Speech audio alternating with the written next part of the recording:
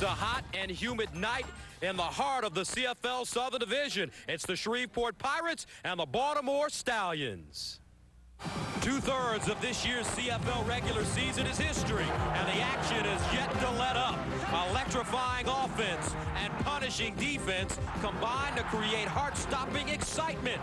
Now the heat will be turned up even more as the playoffs loom just around the corner. Some teams will be there, others will not. And now is the time when teams will play themselves into one of those categories. Seasons will be made or laid to rest in the next few games, and visions of postseason glory possibly played out with every snap of the football. The edge of your seats, that's all you need as the CFL cranks it up right here on the Deuce.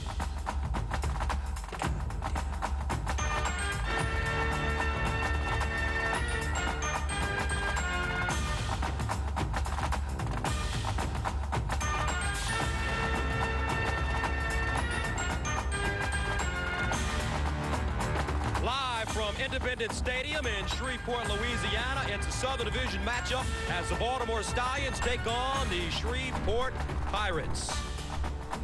Good evening, everybody, and welcome to Shreveport and our coverage of the Canadian Football League on ESPN2. I'm Gus Johnson, and when you talk about the Southern Division, you've got to talk about the Shreveport Pirates and the Baltimore Stallions. When you look at Baltimore, they're the class team in the Southern Division at 9-3 on the season. Last year, they finished at 14-7 and advanced to the Grey Cup. Meanwhile, Shreveport at 4-8. They continue to get quality efforts from this squad. Forrest Gregg definitely making his team give quality efforts on the football field. Meanwhile, joining me now, my partner, Darren Nelson. And Darren, when you look at this team, there's no question that Baltimore is the class act, but Shreveport, with the playoffs right around the corner, you can never really count them out. Well, that's true. And right now, Baltimore is 9-3, and they want to keep their momentum going, but Shreveport thinks they're still in it. They're 4-8, and they think they can realize some real good victories right here at the end of the season and then move on.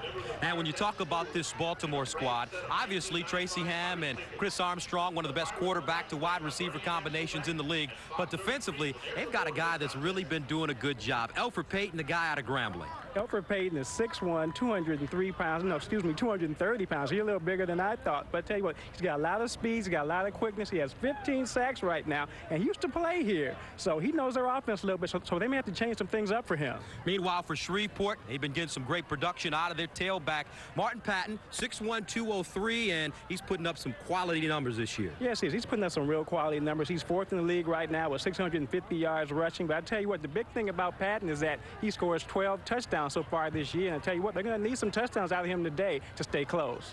Meanwhile, it is Military Appreciation Night here in Shreveport, and we're going to keep you abreast of all the activities, including a very special one right now.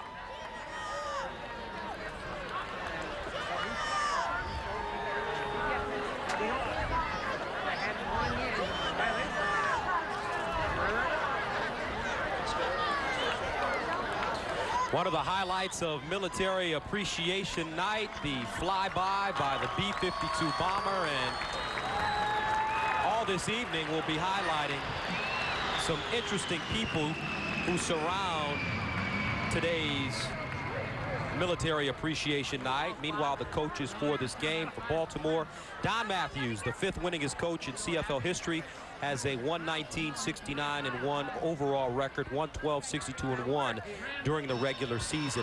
This is his 18th year as a coach in the Canadian Football League. Meanwhile, on the other sideline, Forrest Gregg, legendary NFL player with the Green Bay Packers under Vince Lombardi, also coached for years in the NFL with Cincinnati, Green Bay, and Cleveland. His 3rd season, 12-34-0, and his team has struggled as this franchise has tried to get themselves off the ground, but they continue to play hard every time they get out on the football field. So Shreveport won the toss. They will be receiving the football. Kicking off for Baltimore is Josh Miller, and this game is underway from Independence Stadium. And we get a mix-up rather on the kickoff. And Shreveport will go down early at the 15-yard line. Travis Cozart running the football. Offensively for Shreveport, this is how they break down Martin Patton, the 4th leading rusher in the CFL at tailback, and Freeman Basinger returns to the lineup. He's also at the top of the standings in the CFL in all-purpose yardage this season. Billy Joe Tolliver, the quarterback for the Shreveport Pirates, and there are his numbers on the season. His first year here in the CFL, his last team in the NFL was the Houston Oilers, and he's passing on first down to the near side, incomplete, intended for Wayne Walker. Now, don't pay any attention to the green line on the football field. They had a high school game here yesterday and had to bring in the sidelines for the high school games. As you know, the dimensions for Canadian football is a whole lot different than the dimensions for the high school, college, or National Football League. CFL field is a little wider and longer. 2nd down and 10 from the 15 for Billy Joe, and he's operating out of the shotgun. Plenty of time underneath, and it's intercepted. This is Matt Goodwin inside the 30-yard line. Last year's CFL Rookie of the Year with the big interception, and already Shreveport turning over the football, Darren. And Billy Joe had plenty of time to throw on that play, but Matt Goodwin kind of snuck up on him a little bit. As you can see, there's no one even around Billy Joe Tolliver. He steps up like his wide receiver is wide open. Goodwin steps in the way. So Billy Joe Tolliver throws the interception, his 10th interception of the year, and this guy is a football player here. Matt Goodwin, last year's CFL Rookie of the Year. He led this team in total tackles last season. On first down, Mike Pringle carrying the ball, and he goes down immediately. Tackle made for Shreveport by Mario Perry. Offensively for the Stallions, Mike Withacombe replaces Sharp Pordanish. He's been the most consistent offensive lineman on this team this year. Mike Pringle back in the lineup after taking a week off with an injured hamstring, and Shannon Culver and Chris Armstrong coming off great games against Birmingham. Culver tied a team record with 7 receptions, and Chris Armstrong got his first 100-yard game last week. And here's Tracy Ham passing, has a completed pass. Reggie Perry close to the 15-yard line, goes out of bounds. Tracy Ham also with a great game last week. We'll talk about his numbers in a moment. Meanwhile, defensively for Shreveport, they've been pretty active up front. Alex Mash returns to the lineup. Meanwhile, Ben Williams leads the team with 8 sacks.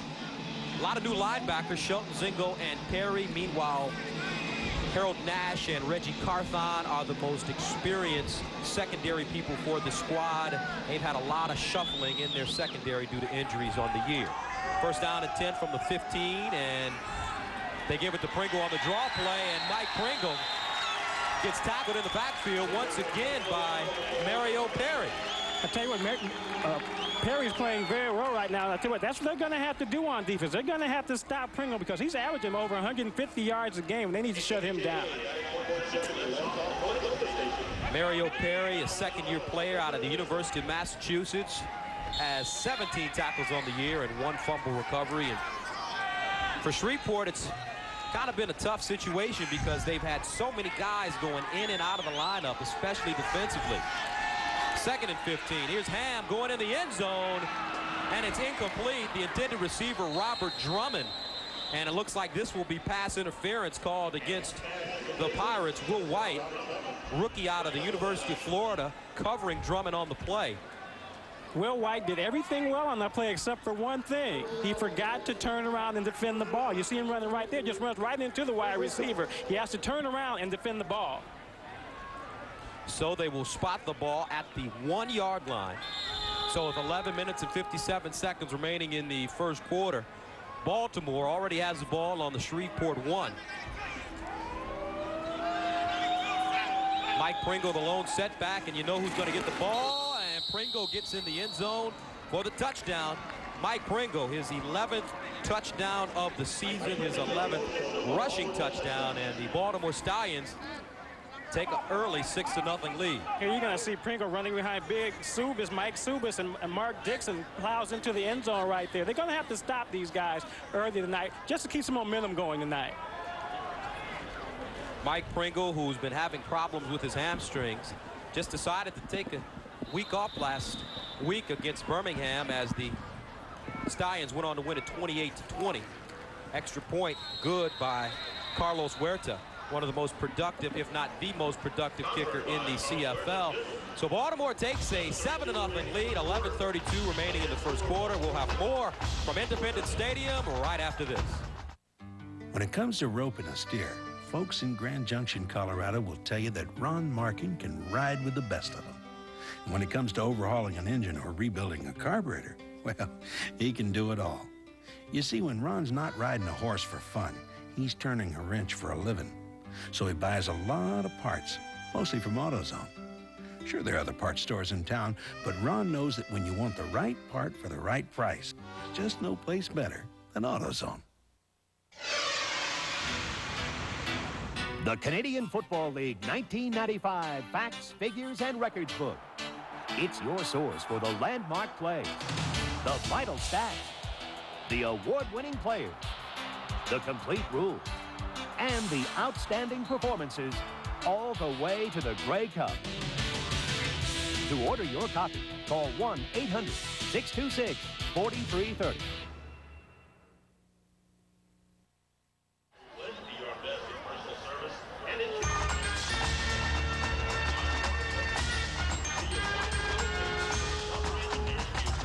Across America, AutoZone, the best parts in auto parts.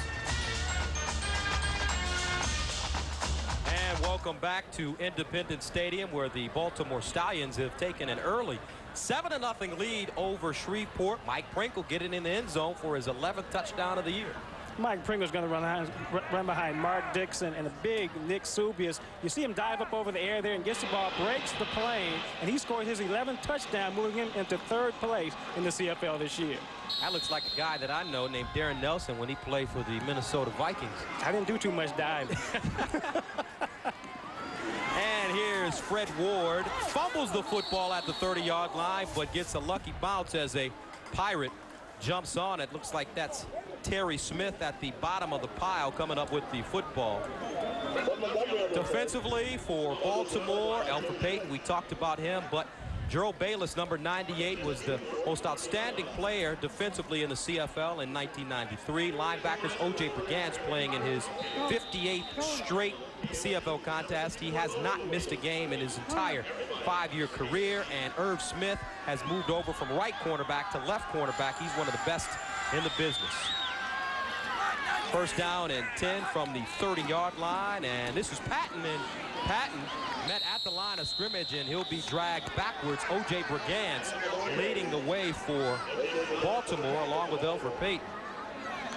O.J. Brigance had a lot of penetration on that play, and Payton's got to learn to move, to kind of sidestep that a little bit. Right now, Brigance running down the line of scrimmage, no one really assigned to block him, and he makes a tackle. Payton also went on that play. Loss of 1 makes it 2nd down and 11 from the 29-yard line. Tolliver operating out of the gun this time. Tolliver throwing it down the sideline, has a receiver, and it's incomplete. Intended for Curtis Mayfield on the play. And Mayfield had a chance to come up with that ball. I think he thought he was a little bit too close to the sidelines. He had his hands on the ball, though. Had a chance to come up with it. Irv Smith defensively for Baltimore, and we talked about Smith a moment ago. He had to move from right cornerback to left cornerback. He's had 5 different cornerbacks opposing him on the season, playing rather with him on the season. 5 different guys on the other side, and it's been tough for Irv, but he appreciates having a chance to be out here playing football. I had a chance to talk to him while I worked in D.C., and he attended the University of Maryland. So here's Chris Wright, the return specialist for Baltimore, getting outside, and he's dumped at the 50-yard line. Travis Cozart with the tackle. Chris Wright leads the CFL in all-purpose yardage on the season. As a matter of fact, Baltimore has the number 1 and number 2 guy, Darren, Chris Wright and Mike Pringle at all-purpose yardage. Chris Wright actually took advantage of the fact that Pringle didn't play last week and snuck up on him and passed him by 1 yard last week. Last week, Wright against Birmingham, 181 all-purpose yards. They're really high on this rookie out of Georgia Southern. So Tracy Ham takes over, first down from the 51-yard line. Great field position for this team again. Ham to the Far side, Robert Drummond with the reception at midfield. Chris Zingo and Mario Perry there for the tackle. Robert Drummond, a former third-round pick by the Philadelphia Eagles. Played 4 years in the National Football League. He's doing a good job here in the CFL. 7th leading rusher in Syracuse history, and he played for Coach Dick McPherson at Syracuse. Gain of 6, and that will bring up 2nd down and 4 for the Stallions at midfield. Ham moving out of the pocket under pressure. Dumps it off, and it's caught. This is Armstrong, and Armstrong fumbles the football. It goes out of bounds inside the 20, and the referees say that the last team to touch it was Shreveport, so they will get the football. That's right. The Shreveport defensive back knocked the ball out of his arms. The ball goes out of bounds. The last person to touch the ball gets the word of the ball. You see him going up to make a very nice catch here, and then you see that defensive back reach his arm around and knock it out. Ball rolls out of bounds. 1st down, Shreveport. Great play by Brandon Hamilton. Brandon Hamilton makes a real good play here, catches the ball, but then again, he didn't put the ball away. Brandon Hamilton comes and knocks it out.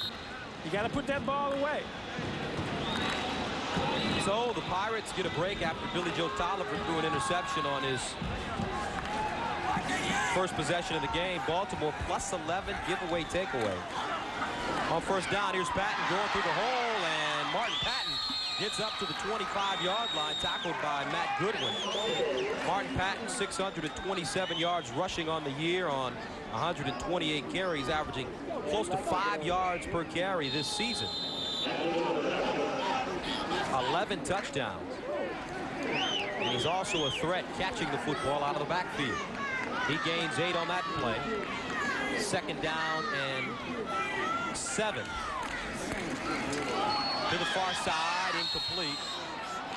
Pass intended for Wayne Walker. There defensively for Baltimore, Doug Kraft, who just signed on Monday after being cut by the Indianapolis Colts. And right now, the Pirates' offense is just really off balance. They're not doing anything right now. They come out their first series throwing interception, then on that timing pattern to Wayne Walker, Billy Joe Tolliver way out in front on that pass.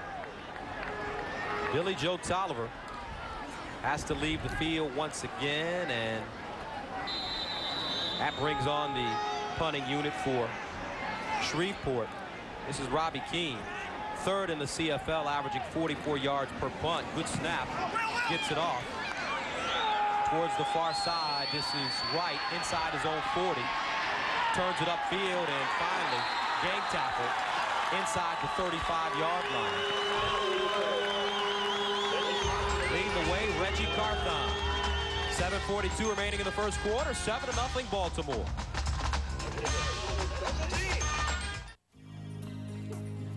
He doesn't know it, but I found this under his pillow. I flipped through these great pages on sports, fitness, adventure. Now I know where all the excitement in our life comes from. Men's Journal. He really cares about living life better. Men's Journal covers everything better, from the best in mountain bikes to fishing in Alaska, from rafting down the Colorado to building a better body.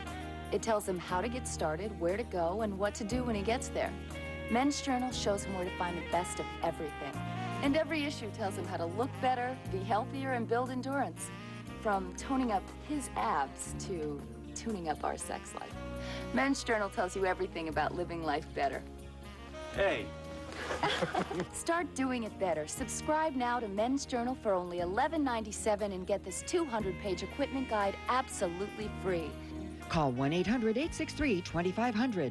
That's 1-800-863-2500. And don't forget, starting tomorrow at 11:30 a.m. Eastern Time, great day of college football, starting with College Game Day. And at 12:30, number 17th ranked Arizona takes on Illinois.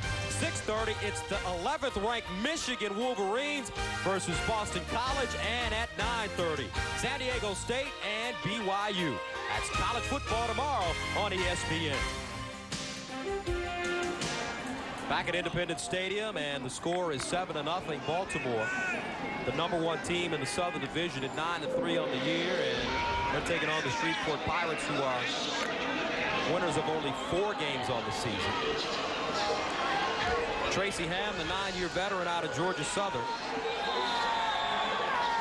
Great game for him last week, throwing for a season-high 315 yards and 2 touchdowns.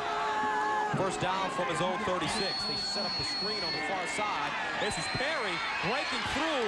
Reggie Perry gets up to the 50-yard line, and he's down inside the 50 at about the 49 of Shreveport. Reggie Perry following some great blocking on the screen, going down the field, makes some nice moves to pick up a real nice gain on that play. Reggie Perry with a lot of versatility. He played for USC, was a quarterback, also a tight end and a tailback in college. You know what? If you're a quarterback, you must know all the defenses out there. There are no excuses. So a big gain for Reggie Perry. That makes it 1st and 10 from the Pirates' 49-yard line. Here's Pringle. Pringle with a little room up the middle, and he's tackled by Chris Zingo. And from looking at Mike Pringle and studying him a little bit, Darren, what makes him such a special back in this league? I think the thing that really makes him so special is that he's 6'1", and he's real tough. Not only that, but he runs straight ahead. He runs people over. He doesn't move around now. And after a while, especially late in ball games, people start laying that wood on other people. Guys start moving out of the way. You start picking up those big yards. Gain of 2, 2nd down and 8 from the 47. Ham throwing over the middle and broken up at the last moment. Good-looking play by Will White. It looked like that ball was tipped by Mark Dixon to me, though. You see Tracy Ham going back to pass, and now it looks like number 64, Mark Dixon. Yeah, he did get a finger on that ball. Tips it away. Will White, his first CFL season, 25 years old, rookie out of the University of Florida.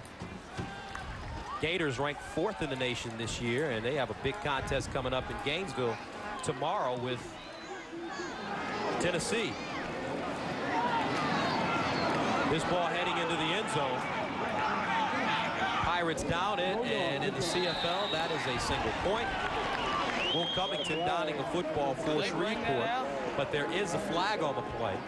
Probably will be a no yards penalty. So Baltimore puts another point on the board.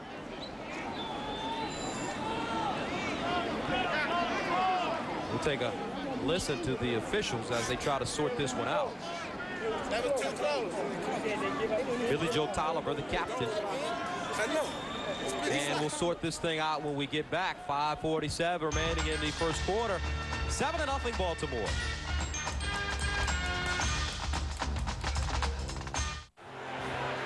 Well, look who's here. Herschel Walker and Tony Dorsett, 2 of the best college football running backs I ever saw. I'll bet you they're swapping some pretty good football stories. Next time, I'm telling you, Tony, right profile. Really, Hersh? I've always favored my left, man. Collect a Burger King Legends of College Football Cup. Free when you upsize your Whopper value meal for just 39 cents. Touchdown! You think next time we should wear the helmets? In my case, the helmet is definitely off. It's Saturday afternoon, almost game time. The TV's on, your feet are up. You've got the remote control in one hand, a great tasting ice-cold Miller Lite in the other. And somehow nothing really captures the perfect feeling of the moment, quite like the Great Canadian Beaver.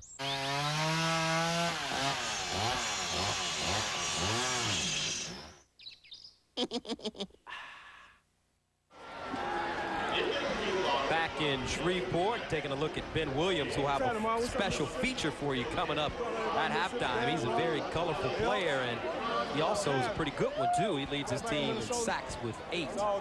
So the single point does stand for the Stallions. They lead the game 8-0 here in the first quarter of play. He's also got something real colorful on his nose. It looks like a personalized Breathe Right strip on his nose. Now, what are these Breathe Right things? Well, they're supposed to open your nostrils so that you breathe better. Now, why a defensive lineman would need to breathe better, I don't know, but it works, I guess. I tell you, man, that guy must be the guy that came up with that. He's probably making millions of dollars now because that's a popular looking deal. Yeah, it's a real popular deal right now. I tell you what, and their stock isn't doing too bad either, being in that business. Darren Nelson, who moonlights at a brokerage firm, he would know about that. First down and 10 for the Pirates at their own 35-yard line. Martin Patton straight ahead, and he's tackled at the 40. Bottom of the pile, Gerald Bayless, 11th-year player out of Southern Mississippi. And when it comes to running the football, this Shreveport team, they do a really good job. They're averaging close to 90 yards rushing per game. Only offensively, they're averaging only 290 yards in total offense, but Martin Patton has done a good job of working with what he has in terms of space. Here's Billy Joe Tolliver stepping up in the pocket, gets to the 50-yard line, make it to 52, and he picks up the first down. Look at Billy Joe Tolliver run on this play. And the reason I'm laughing is because when I played with Billy Joe in San Diego, he weighed about 245 pounds, but he moved that body down the field that time. Here's a reverse angle. Here's a reverse angle of Billy Joe with the football. Look at those quick feet there. Pulls the ball down. He never would have done that at 245 pounds in San Diego. Actually dives forward for some extra yards. Billy Joe Tolliver, 215 pounds now. He picks up the first down from the 51. And they keep the ball on the ground. Martin Patton once again, his 4th carry of the game. You know, Gus, there are quite a few players that I've actually played with down here. Wayne Walker is one of those guys. Anthony Shelton, one of their defensive backs. And, of course, Billy Joe Tolliver. Gain of 3 for Martin Patton. So far, 4 rushes for 14 yards. So a long 2nd down and 7. They sent 3 receivers to the far side of the field. Tolliver looks like it was deflected at the line of scrimmage, and Grant Carter must have been the guy to do it. He's celebrating as the punt team gets ready to come back on for Shreveport. Pirates coming out a little flat. Yeah, the Pirates are coming out real fast. Their offense has been unable to move the football, except for that one long run by Billy Joe. That last play, Carter glances and knocks the ball down. Billy Joe Tolliver so far 5 attempts, no completions on the evening, and 1 interception. And that'll bring on Robbie Keane to send it away. 2nd-year player out of the University of California, Berkeley. You know, I don't like hearing that. A Stanford Being a Stanford man. No question. Chris Wright standing at the 10-yard line. And a good punt by Keane, angled toward the far sideline. Wright at the 8, still on his feet, and somehow manages to get over the 20-yard line. Norman Bradford with the tackle. Chris Wright here with this punt return. Now watch this man's feet. He's going to jump right over somebody coming up. There he goes. Nice pirouette move in the air, too. Still going. Moves forward for some extra yards. That man's got some quick feet. 47-yard punt by Robbie Keane. Chris Wright, the rookie sensation out of Georgia Southern. They've got another kid that Baltimore fans should definitely be keeping their eye on. His name is Lewis Fight. I remember covering him when I worked in Waco, Texas. He was the 5A player of the year in the state of Texas. A tailback kid can play. Flags on the play here on first down for Baltimore.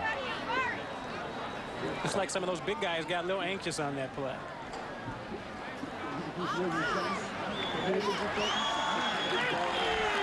That'll be movement by the Stallions. Procedure, Baltimore number 64, still first down. 64 for Baltimore, Mark Dixon, who's starting at left guard in place of John James. So they'll march it 5 yards back. First down and long for the Stallions from their own 15. Ham pump faking. Tries to get it to Pringle in the flats, but it's incomplete. Led him a little too much. And that'll bring up 2nd down and long. Right now, the Pirates offense is, the Pirates defense is actually playing pretty well. Aside from that first drive, they play Tracy Ham very well. Pirates defense, they give up 360 yards in total offense per game. 290 yards passing. 91 yards rushing. Facing Baltimore, the Stallions are one of the best teams in terms of running the football in the league. Second down and 15. Ham over the middle, incomplete.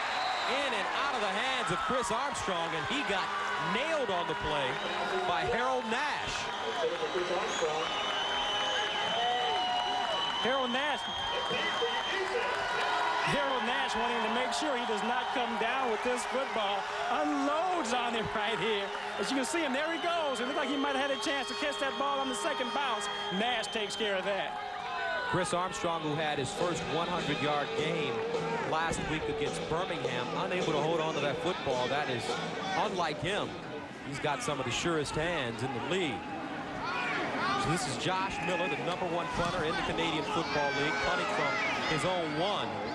And what a punt. He sends Will Covington back inside his 40. Covington turning it upfield, and he gets inside Baltimore territory at the 51-yard line. Will Covington. You know, sometimes when you have a kicker that good, you have a tendency to out-kick your coverage. That time, Covington takes advantage of it. You see, he's way back there, and there's no other defender in the scene. He just simply turns the ball upfield, gets as many yards as possible, and gets tackled there. 19-yard return for Will Covington, the 5'9", 175-pound first-year player out of Troy State. And he lines up at wide receiver on the near side. Tolliver throwing under pressure. Billy Joel still on his feet, and Tolliver finally dragged down. Elfrid Payton looks like he was on the bottom of the pile, coming up with the sack, and he was joined by Robert Pressberry. There's a penalty on this play as well, but right here, you see Billy Joe Tolliver going back to pass, and it just looks like there's somebody comes through the line right there. It's number 57. O.J. Brigance has a shot at him. He number pulls away 88. from Brigance. Decline. Second down. O.J. Brigance trying to get his 7th sack of the year. You see Billy Joe Tolliver in the pocket. He has no time to set up whatsoever. O.J. Brigance with a death grip on that jersey until Billy Joe Tolliver pulls away. Loss of only 1 on the play. Second down and 9 from the 53. Tolliver straight drop back, firing underneath, incomplete. Will Covington with both hands on the football, but Irv Smith there defensively for the Stallions. Looks like he may have knocked it away at the last moment. It looks to me like Irvin Smith got his hand in there right at the last minute. You know, he's recognized as one of the best cornerbacks in the CFL. You see him come right there, perfect position for him, knocks the ball out. Looks like it should have been a reception by Will Covington. Second season for Smith. He was a All-Eastern selection last year. Brings on Robbie Keane, his 4th punt of the evening. So far, he's punted 3 times for 45 yards. This is a low punt, right at the 16. Trying to get it up the middle, and he's wrestled down at the 20-yard line. Eldonta Osborne there to make the stop for Shreveport. We've got some extracurricular activity out there on the field, and the referees just threw a flag. That's Peter Tuipulotu and John Heidenreich, the big 315-pound right guard. You running backs, you guys should be smarter than to be messing with these big offensive linemen here. Why he's picking on somebody 315 pounds is unbelievable to me. But it looked to me like they both got held up going down to the ball. None of them were involved in the play whatsoever, and maybe both of them were embarrassed because they weren't around the football. Major foul. Rough play. Baltimore number 32. And Shreveport number 65. Both disqualified. First down. Both disqualified. So with 48 seconds remaining in the first quarter, we have 2 ejections. Peter Tuipulotu kicked out of the football game along with starting right guard John Heidenreich from Shreveport.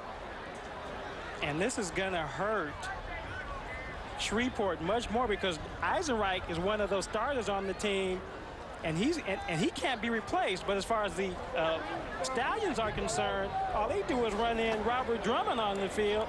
Him and Tui Apolotu both combine and play pretty often, so it's not going to hurt them as much.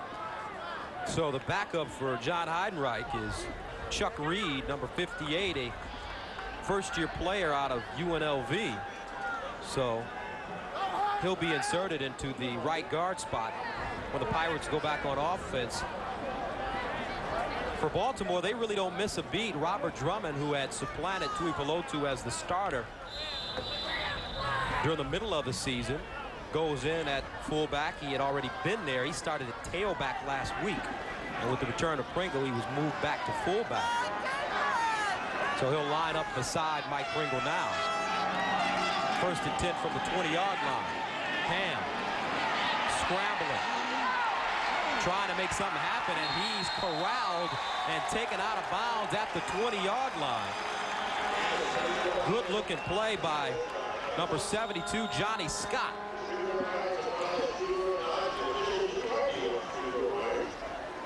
Here you're going to see Reggie Rogers here just chase the guy down the field. Actually, excuse me, that's Johnny Scott. Has some good speed there because Tracy Ham has pretty good speed, runs him out of bounds.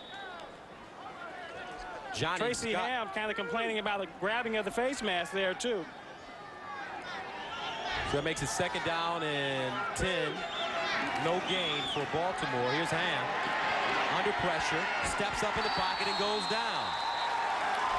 Ben Williams along with Reggie Rogers, that man there. In his third year out of Washington, Rogers played for the Detroit Lions also, was a first-round draft pick, rather, by the Lions. And we're at the end of the first quarter, and Baltimore still leading it 8-0. Shreveport will be on 0 right after this. Popping with flavor, more flavor than ever, and less fat, too. It's the right thing to do. Popping with flavor. Pringles right, crisp flavors, they're new.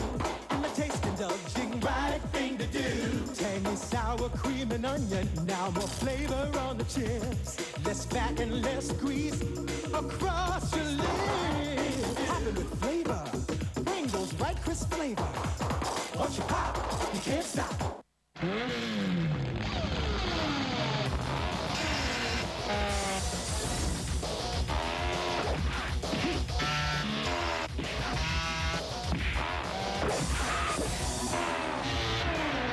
It's everything you love about the arcade game. Cut down to size.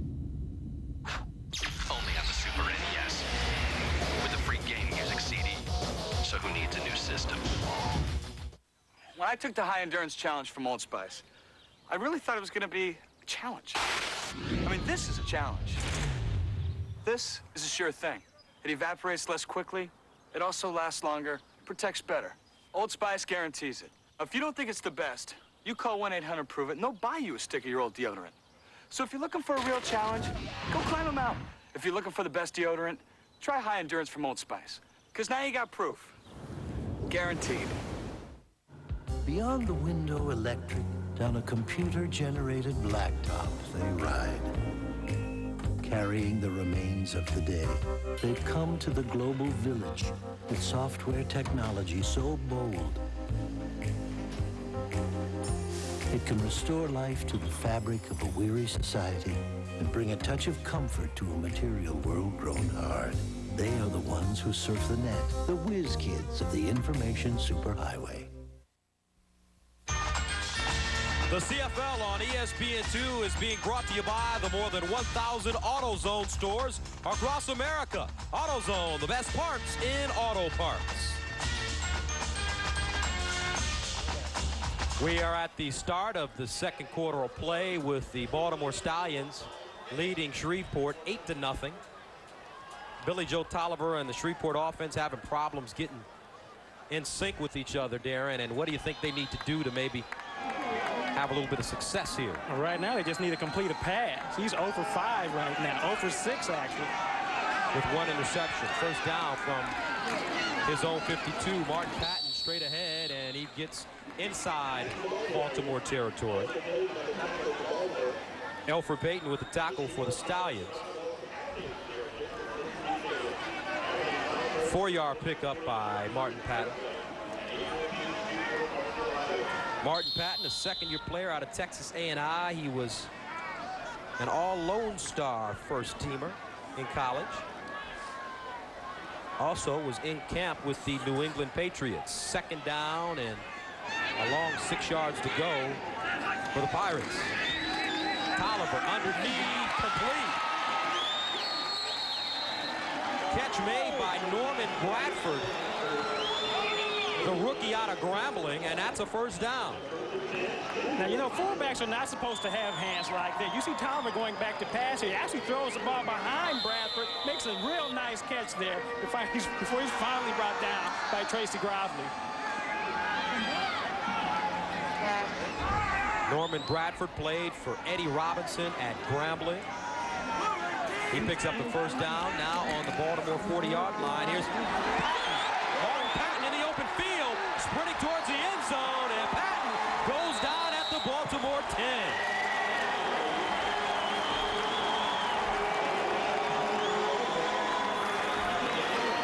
Martin Patton taking advantage of some good blocks by Stowell and Reed, simply outruns Tracy Gravely and breaks out into the open field before he's finally corralled at the end of the run at about the 10-yard line. Gain of 29 yards for Martin Patton. So far, 6 carries, 45 yards for him in the first half of play. First down from the 11. Quick hit to Bradford. He fumbles the football, picked up by Baltimore. Charles Anthony on the bottom of the pile, and what a turnover for the Pirates. They give up the football at the Baltimore 11-yard line. Charles Anthony recovering the ball. Norman Bradford unable to hang on to it. Now, Gus, you asked me what the Pirates had to do to get back in this football game. They completed their pass, had a real nice run, and then something unfortunate like this happens. Martin Patton giving up the football. Matt Goodwin strips the ball away. Goodwin has always been known in his brief career so far as doing the little things, whether it be stripping a football, recovering a fumble, or blocking a kick. He does the little things, and that one very big there. So Tracy Ham will get the ball inside his own 5 at the 2-yard line, straight ahead, and this is Robert Drummond. Drummond gets up to the 5-yard line. Alex Mash with the tackle. Mash also another Georgia Southern product in his second year. As a matter of fact, he and Chris Wright played together at Georgia Southern. Tracy Ham, also an alumni of Georgia Southern, where he won a couple national championships at the 1AA level. Here's Ham passing out of his own end zone, and Ham goes down inside the 5-yard line. Ray Savage, the second-year player out of the University of Virginia, with first contact. That's his 6th sack of the year. Savage breaking into the backfield that time. A lot of wide receivers covered on that play. Tracy Ham with nowhere to go with the football. Raymond Savage wraps him up, drags him down. Tracy Ham's got some strong legs there. It took him a while to get him down. Ray Savage, a Kodak All-American and All-ACC player. Played 14 games with this Pirates team last year. And the defense for Shreveport doing a very good job. That brings on Josh Miller. 10 yards in his own end zone. And he gets off a bomb, sending Will Covington back all the way inside the 35-yard line. Covington taking it upfield, but he'll go down at the 40. That's why Josh Miller, not only is he the best punter in the CFL, but he is a weapon, as Don Matthews likes to say. And Shreveport will take over when we come back. 8-0 the score. We're going to win this one all day long.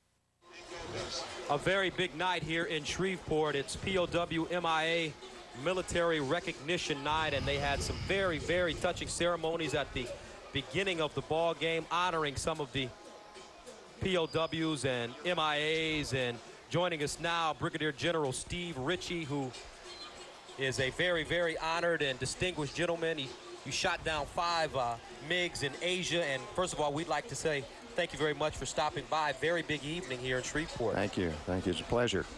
And if you could just give us an idea, when you were fighting and up in the sky, what was that whole feeling or that whole sensation like, you know, with your life on the line, kind of going one-on-one or maybe a one-on-two against the enemy? Well, I think one experiences the entire spectrum of emotion. But there's no way that could happen without thousands of young people in the military worldwide doing their job day in and day out. And on first down, Travis Cozart carrying the football. And General Ritchie, you made history when you shot down 5 MiGs, as we told you, on your second tour of duty in Vietnam. The only American pilot to ever do that. And for regular people such as us, civilians, the only frame of reference that we have for what you have done in your career is television, movies like Top Gun and things of that nature. How realistic are things like that, or movies like that, as they go deep down the field, incomplete, intended for Wayne Walker?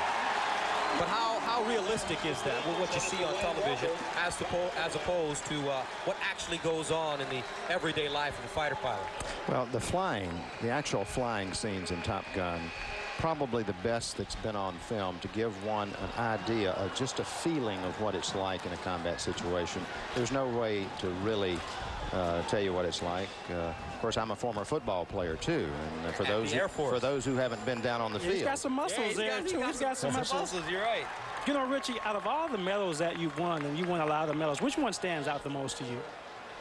Well, the most significant mission I ever flew was a rescue mission where one of our guys was down for 23 days over North Vietnam. In fact, he was a member of my squadron, the famous 555th Triple Nickel, and he was rescued on the 2nd of June, 1972, after being down 23 days. 23 years later today, to the day, 2nd of June, 1995, this year, another member of the Triple Nickel, 555th, Scott O'Grady, was shot down over Bosnia. One last quote that I heard, and then we'll let you go. I heard from a B-52 guy that B-52s really make all the history as far as wars are concerned, and you flyby guys just kind of buzz around and don't do a whole lot. Well, I want to tell you, I have a new respect for the B-52 and those who fly them. I flew the B-52 this morning for the first time in my 35-year career, and it was a tremendous experience. Now, for all those youngsters that are out there watching this telecast this evening, who maybe dream of becoming a pilot, what does it take to be a good pilot? It takes many things. Of course, only 4% of the people in the Air Force are pilots. It takes that other 96% doing the job. There are over 200 career fields. So to be in the Air Force, you don't have to be a pilot. There are many, many opportunities, and we're looking for a lot of fine young people these days to serve on the finest aerospace team in the world. 2nd down and 10 from the 53-yard line for Billy Joe, and he's going to go down inside his own 45-yard line. Gerald Bayless with first contact for Baltimore. Bayless picks up his 4th sack of the season. General Ritchie, one last question. You presented some medals today down on the field. What do you think it means to those recipients today? Well, it means a great deal. I think it means a great deal to all of us. People who have been willing to dedicate themselves and their lives to help preserving the freedom of our country. Freedom is the most fragile commodity in all of human history. And a lot of our folks don't understand that, do they? Oh, that's quite true. Well, General Ritchie, thank you very much for joining us, and we really appreciate you coming in and taking some time with us, and good luck recruiting some good men for the Air Force. That's right, and women. Exactly, and women. This is Baltimore picking up the football, and here's Chris Wright heading into the end zone, and he scores the touchdown. Chris Wright scoring the touchdown. What is it, a block punt? It was a block punt on that play. And it looked to me that the person that blocked the punt was number 14. I don't have a list of who he is here right now, but he got in.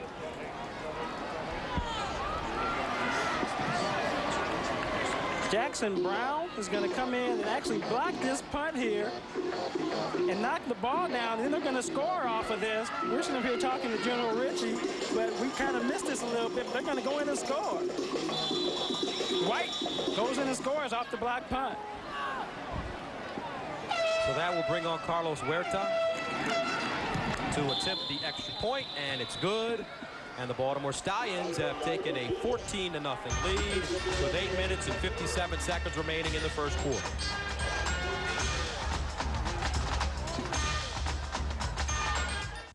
ESPN Net Sports Zone. Fountain View Lanes has prime-time league openings for the 95-96 season.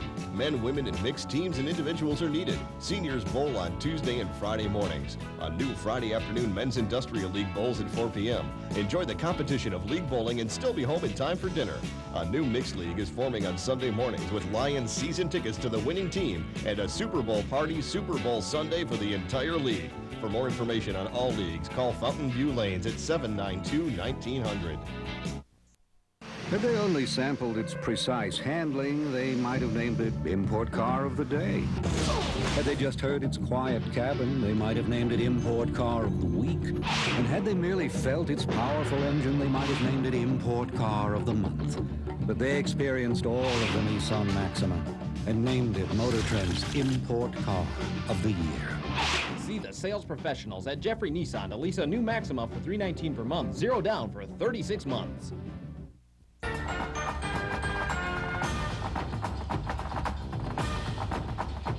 we're back at Independence Stadium where the Baltimore Stallions on a Matt Goodwin block punt and a Chris Wright touchdown. They've taken a 15-0 lead with 8 minutes and 57 seconds remaining in the second quarter of play. Also, while we were talking to General Ritchie, Billy Joe Tolliver went out of the football game with would look to be a dislocated finger, small finger on his throwing hand.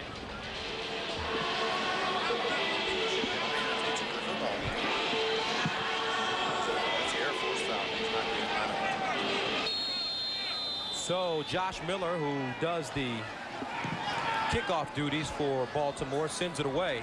This is Cozart at the 13, heading straight up the middle. Cozart still on his feet at the 30, and finally slammed to the ground at the 31-yard line. Reggie Gibbons at the tackle for Baltimore. Reggie Gibbons with the stop for the Stallions, and that'll bring on the Shreveport offense, and 9 times out of 10, we're going to get a new quarterback. Mike Pawlowski is the backup quarterback for Shreveport, a rookie out of the University of California. And he heads into the football game now, replacing Billy Joe.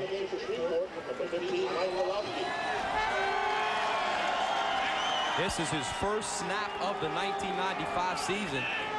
So to say he is a little green is to understate it a bit. And this is Martin Patton on first down, carrying the football. Gets up to the 35. While we were talking to General Ritchie, Billy Joe Tolliver went out of the game, and this is what happened. Billy Joe Tolliver goes out of the game. You see he's involved in a violent collision there, and a lot of times when that happens, helmets meet fingers, and sometimes the fingers lose. You see Billy Joe Tolliver holding his finger up, and it looks like his small finger is dislocated. He's got a good, ugly view of it right there. Here's Pawlowski throwing the ball, and it's incomplete at midfield, intended for Terry Smith. And that will send out the punting unit once again for this Shreveport team. Pawlowski on his first pass of the game, unsuccessful.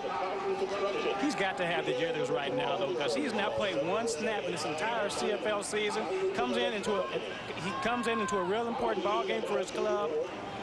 Starter goes out, he's called on to do. It's going to be a real interesting situation for him tonight to see if he can come through and actually pull this team to a win. Robbie Keane at the 20-yard line. He's under pressure, somehow gets it off, and gets off a pretty good one, sending Chris Wright back to the 24-yard line. Wright trying to get outside, and He's unsuccessful, finally chased out of bounds at the 26-yard line. 7:35 remaining in the second quarter, 15-0. Stallions will be on offense when we come back. Dear Midas, when my wife and I took our car to Alaska, the Adventure did a serious number on our muffler. In Fairbanks, a dealer said, "We can get you one from Anchorage in a few days." But at Midas, you had a muffler in stock. Yeah, we got one of those. And your serviceman stayed late while his wife and baby waited. So we insisted he take them out on us. Thank you. Robert? And Elaine Harden. So the Nittany Lions of the Fighting Irish have given us another great college football game. And here are two tired generals looking for each other at midfield. Tough break, Joe. Yeah, I know. The tie's too much.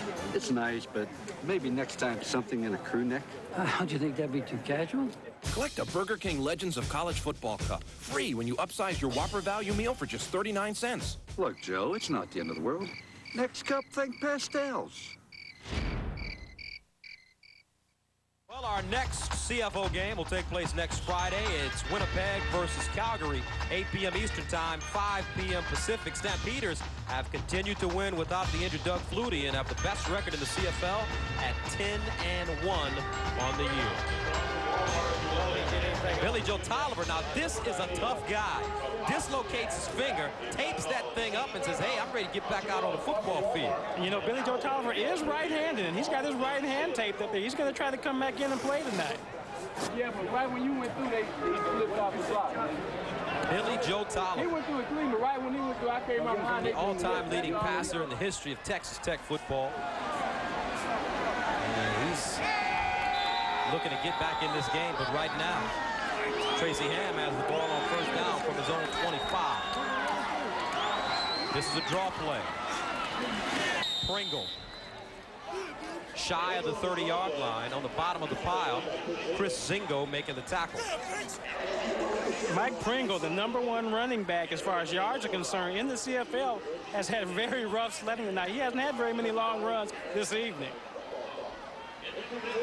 Picked up 4 on the play, 2nd down and 6. And you played running back for 11 seasons in the National Football League. When those hamstrings start hurting, that really slows you down, doesn't it? Oh, it slows you down a great deal. When those hamstrings go, you got to sit down. This ball batted away at the line of scrimmage.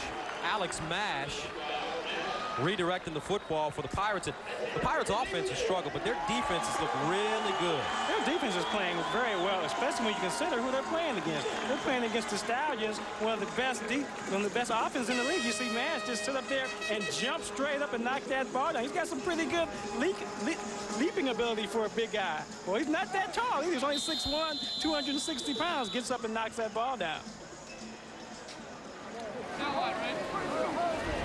So Josh Miller standing at the 15. His last punt, he just delivered a bomb over 60 yards, and he gets off another one. Here's Will Covington back to the 15-yard line. Taking it up the sidelines, a 64-yard punt by Josh Miller. And wow. Why is this guy not in the NFL? If he can do that here, he can do that anywhere, can he? And he has been averaging over 60 yards per punt this evening. 4 punts, 62 yards. His longest went 70 yards on the year. His longest was an 80-yarder. And I have to tell you that it did get a good bounce, but it must have traveled in the air because we did the game. It must have traveled in the air about a good 72 yards. That is absolutely incredible. I mean, you don't see people in the National Football League that can do that kind of thing. You just don't see it. So, first down and 10. Pulowski still in the game for Shreveport. Hands it off to his tailback. This is Martin Patton, ridden down by Elfrid Payton at the 30-yard line. Martin Patton on that big run in which the Pirates got inside the Baltimore 15. He showed that he has some pretty good speed. Yeah, he's got some pretty good speed, but unfortunately, later on in that drive, he turned the ball over deep in Stallion territory. Norman Bradford turning the ball over. 5:42 left in the quarter, 15-0. Here's Pulowski out of the shotgun. Going downfield for Freeman. Basinger, incomplete. Great defensive coverage by Baltimore as Charles Anthony was running stride for stride with him. And Charles Anthony must have known what that pass pattern was. It was a deep corner route, and he was right underneath Basinger. It looked like he was the intended receiver on that play.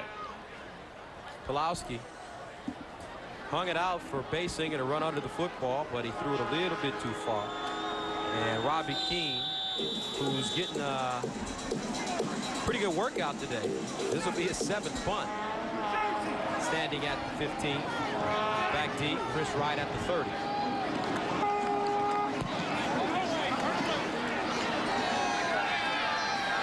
Wright at the 35. Up to the 45 as he goes down. Terry Smith, rather Curtis Mayfield with the tackle. Anthony Shelton on the tackle for Shreveport. And on the Shreveport sidelines, they're working on Billy Joe Tolliver, making a splint for him.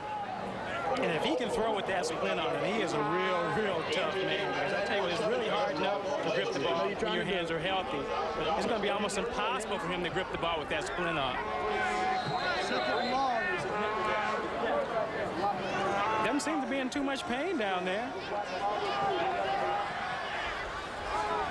Stallions will start from their own 45-yard line. Play action. Ham steps up, fires downfield, wide open receiver, and it's caught inside the 20-yard line. Chris Armstrong was wide open, and Tracy Ham put it on the money. You know, that's what happens sometimes when you have all day to throw the football. Tracy Ham just running around in the pocket back there. Tracy Armstrong comes from the entire opposite side of the football field, makes a nice diving catch before he slides out of bounds. Probably got some grass burns there, too. 45-yard reception for Armstrong, who leads this team in every receiving category, catches, touchdowns, and yards. Stallions now have it at the 18 of Shreveport. And Ham's going to let it fly again. Rolling out of the pocket. Firing in the end zone. Incomplete. And there is a flag on the play. Flag at the 18-yard line. Looks like we're going to get a holding call on that play. We do. It looked like Reggie Rogers was complaining to the officials that he was held on that play. He might have been held by Mark Dixon, number 64.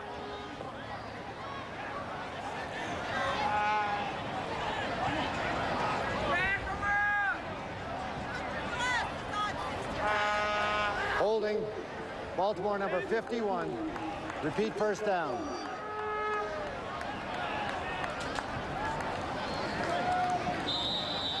And here's Tracy Ham lying in the pocket, and you see Supis has a death grip on Rogers right there. Nice holding. Sometimes you figure out that's why Ham has so much time to throw. Those guys are holding up there. Ham passing again, sets up the short screen to Robert Drummond, and that didn't fool anybody as Mario Perry, the second-year player out of UMass, was there and makes the tackle. And Drummond is a little shaken up on the play. Yeah, Drummond's a little shaken up on the play down here on the side of the field, but Mario Perry makes a real good play. That time they had a wide receiver screen set up to the right side of the field. Mario Perry busts through the line and makes the play. And there's Mario Perry, 24 years old. Good size, 6'2", 227, and he can run a little bit, too. Second down, 17 for the Stallions from the 25. Ham gets out of trouble, fires in the end zone, incomplete. Skinny Culver, the intended receiver, but Brandon Hamilton was there to break it up. Brandon Hamilton doing a little headhunting on that play. Making sure he breaks up the pass. See Tracy Ham scrambling around in the pocket. Nice throw. Brandon Hamilton is going to come over the top and knock the ball away from Shannon Culver. Brandon played 3 games with the Hamilton Tiger Cats in 1994. That's his 3rd breakup of the season. And here's Carlos Huerta, who's converted on 83% of his field goals on the season, which is #1 in the CFL. This is a 33-yarder and good. Huerta does not use a kicking tee. In the CFL, they're allowed to use kicking tees, but Huerta has nailed 39, or rather 40 of 48 field goals on the year without using the tee. They don't think they're going to be able to keep him very long after this season is over. You know, that might be one of the reasons why he's really not using a tee, because he wants to impress some of those scouts out there, show them that he's kicking his field goals here in the CFL, and converting over 80% of them just using the ground. Don Matthews counseling his team as they have a comfortable 18-0 lead with 3:11 remaining in the first half of play. Matthews does not wear a headset, and when it comes to winning championships, nobody does it better currently in the CFL. He's won almost everywhere he's gone, won 5 championships as the defensive coordinator with the Edmonton Eskimos. Also won one in '84 with the BC Lions.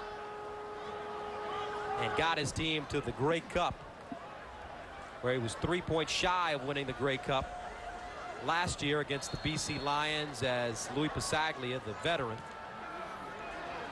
nailed the field goal and BC took home the trophy. Shreveport returning the football. This is Fred Montgomery. Alvin Walton making the tackle defensively. Billy Joe still getting ready, testing that finger out. And we're at the 3-minute warning with your score. Baltimore leading 18-0.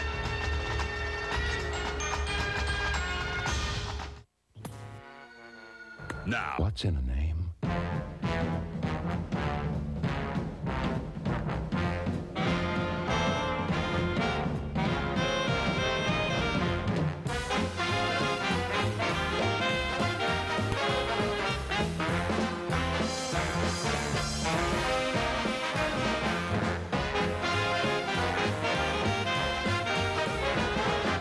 Shopping Club, home to the greatest names in electronics. See Tom, meet Laurie, and there's Bob the Puppet. Together they make up FX's Breakfast Time.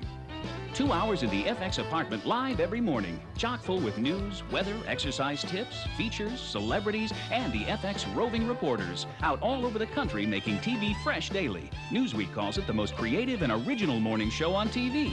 Wake up with FX's Breakfast Time. I'm Bob the Puppet. Watch FX on Comcast Cablevision of Southeast Michigan on Channel 66.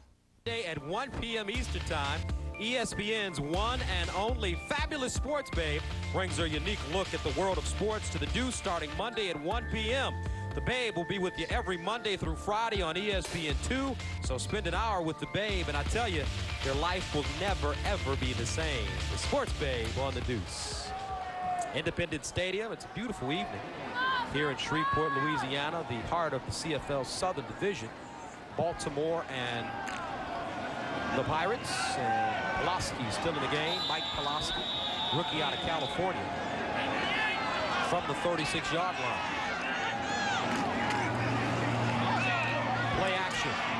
Fires underneath and completes it. Curtis Mayfield with the reception. Second-year guy out of Oklahoma State. One of the leaders on this team in receptions. That's his 41st of the year. And that's what Pulaski needed. He needed to come out and complete a pass, get his offense going, hopefully get some points on the board for his team. Gained 12 yards on the play.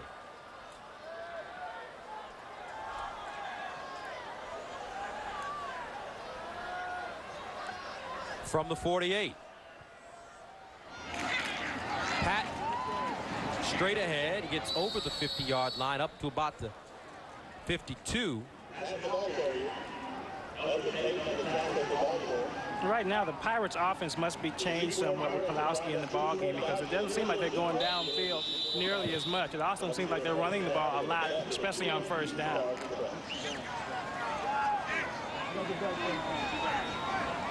Gained 4 yards, 2nd down and 6 for Pulaski at his own 52-yard line. Passing under pressure, gets it off. It's incomplete. Martin Patton, the intended receiver, but Tracy Gravely there defensively, the leader in tackles on this team.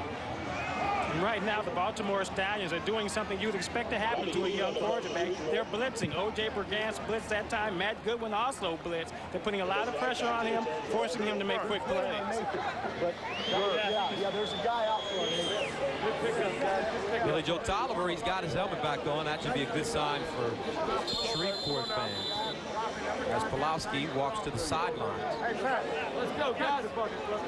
So it looks like Billy Joe may be coming back into the football game. Pirates getting their money's worth from Robbie Keane this evening, his 8th punt. From the 15-yard line, here's Wright spinning, and he spins down at 20. We've got a full plate for you during the halftime of this game.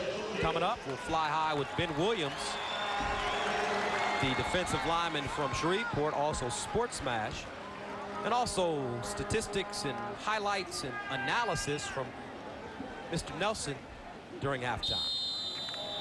And there's Williams. Had a chance to spend some time in a B-52 bomber. Big guy like that in a big plane, boy, that means there's nothing but trouble on the horizon. And a real tight squeeze. And Mike Pringle running the football up to the 33-yard line.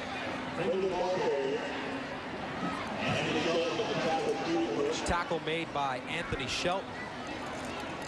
That time, Mike Pringle taking advantage of a nice block by Mark Dixon. Gets ahead of steam going upfield. Actually knocks people down on his way to a nice game. Mike Pringle led the CFL in rushing last season. Was also the most outstanding player in the East. Following up with another quality year. And here's Ham finding Skinny Culver underneath, and Culver gets up to the 52-yard line. He gains 16 yards on the play. Culver with 7 receptions last week against Birmingham, which tied a club record. And right now, the Pirates defense really is not putting a lot of pressure on Tracy Ham. They're going to have to put some pressure on him, or he's going to sit back there and pick him apart the rest of the evening. Skinny Culver, his 35th reception of the year. First down from the 54. Pringle going outside with plenty of room. Mike Pringle dragged down from behind at the 44-yard line. Brandon Hamilton with the tackle, along with Anthony Shelton. There's another guy I played with, Anthony Shelton in San Diego. These guys are all over the place. Taking a look at Will White there. Another first down for the Stallions as they're driving with 1 minute 7 seconds remaining in the quarter. Ham on the scramble, tucks it, gets out of bounds at the 33-yard line, picks up 12 in the process, and that's what Tracy Ham can do.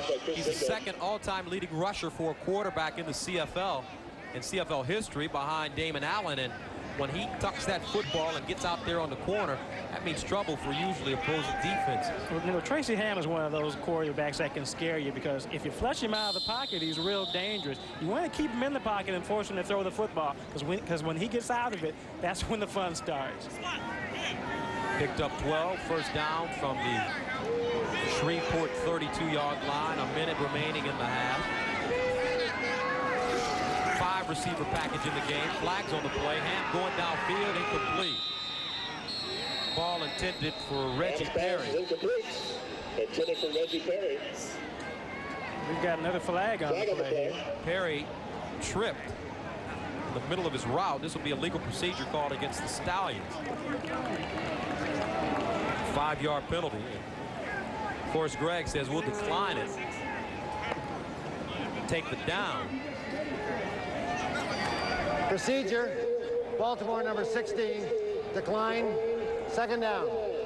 Second down and long now for the Stallions. On the last run by Tracy Ham, he went over the 6,000-yard mark for rushing yards. 6,008, second all-time, as we told you, to Damon Allen. See what Tracy can do here, 2nd and 10 from the 32. Underneath, and what a hit!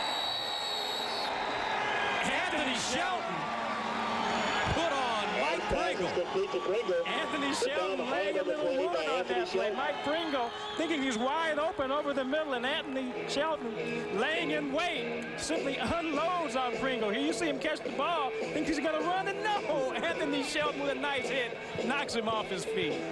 Anthony Shelton put the power drive on Mike Pringle. Shelton played 10 games for Shreveport in '94. 4 seasons with the San Diego Chargers. And also a teammate of Darren Nelson, as he pointed out. 36-yard field goal attempt by Carlos Huerta.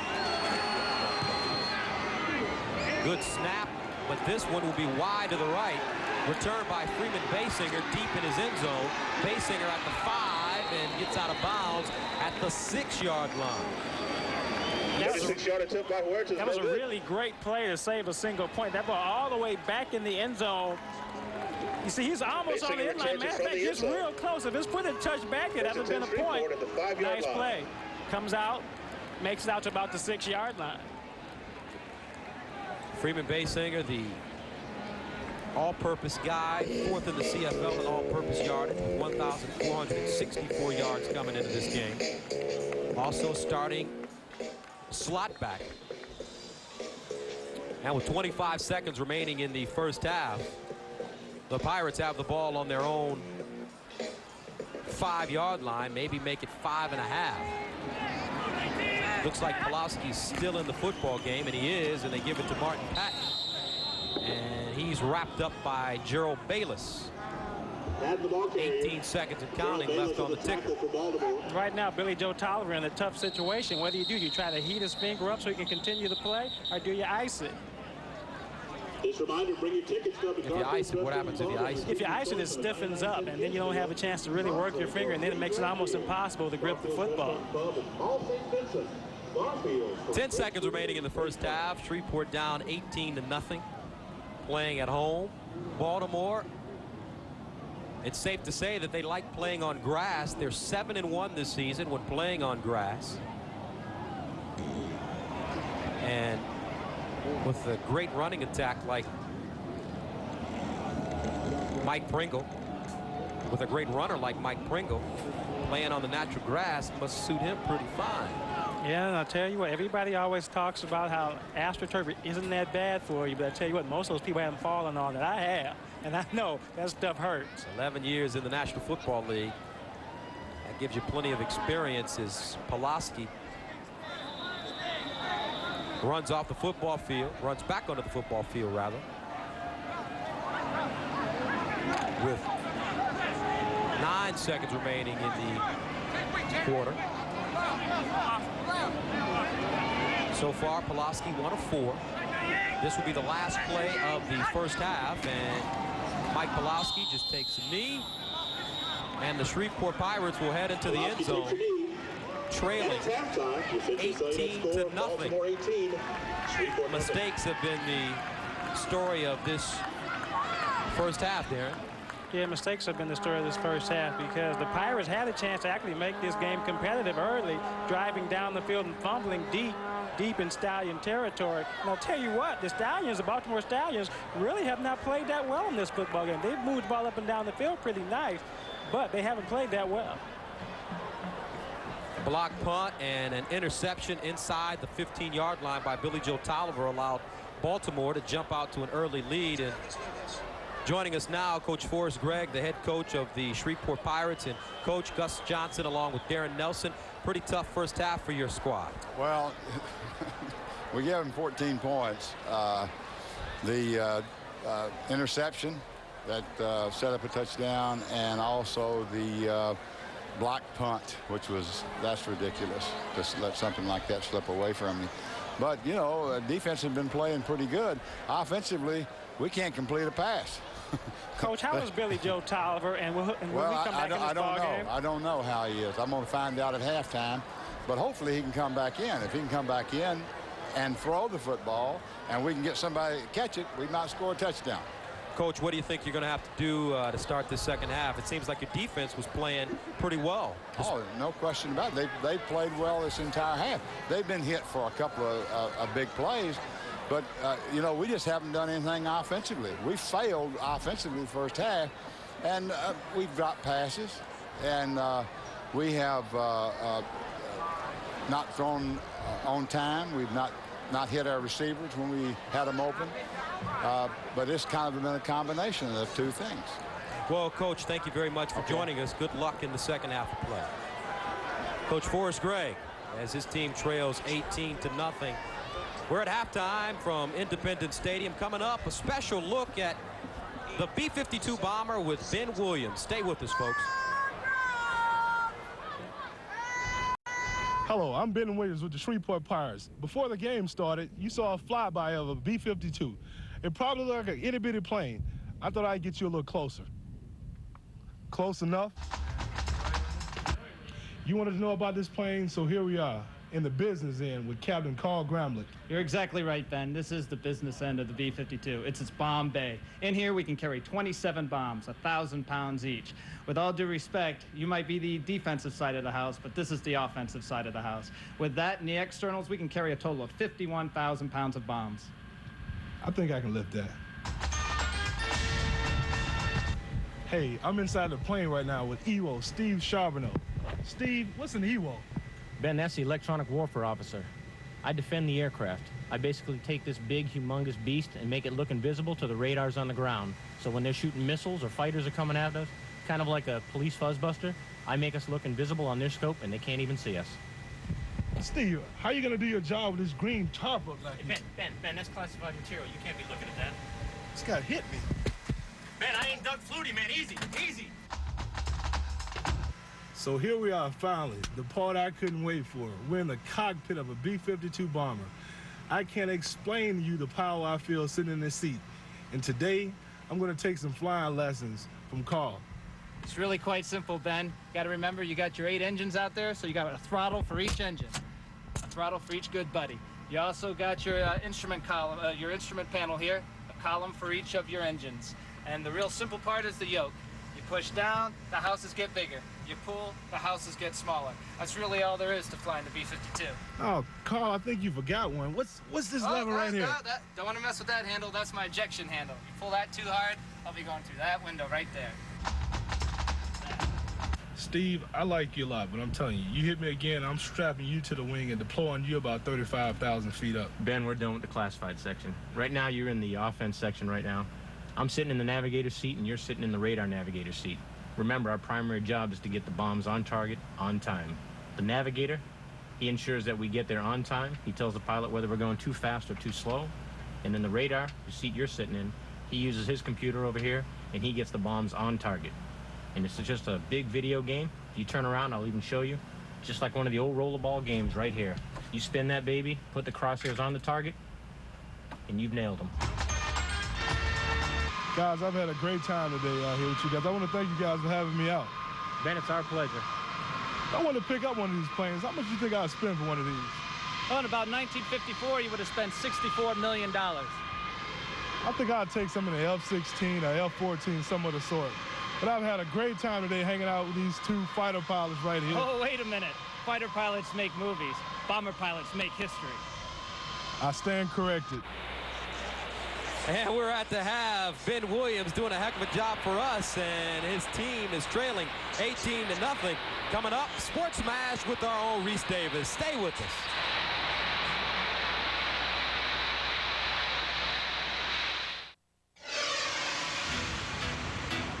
The Canadian Football League 1995 Facts, Figures, and Records book.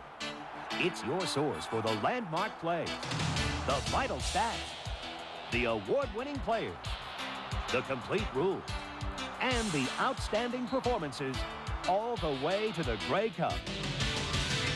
To order your copy, call 1-800-626-4330. I got it!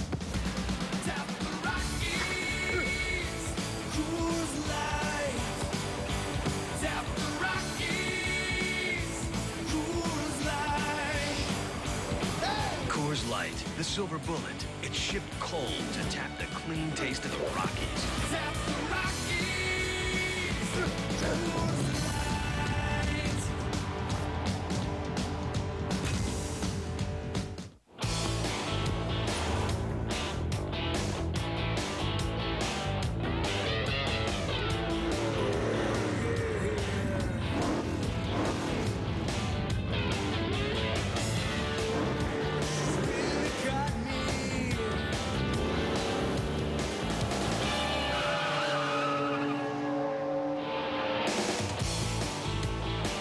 Firehawk. Born at Indy, driven everywhere. Want to try Newport Plus? No way. I tried it years ago. My hair needs a separate conditioner. This new stuff cleans and conditions better than back then. But it's still a shampoo and conditioner in one. Wrong. It's a shampoo and precise blend of several conditioners, individually balanced for every kind of hair. We'll see.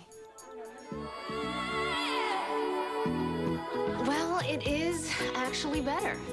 I can feel it. Newport Plus in 5 precise new formulas.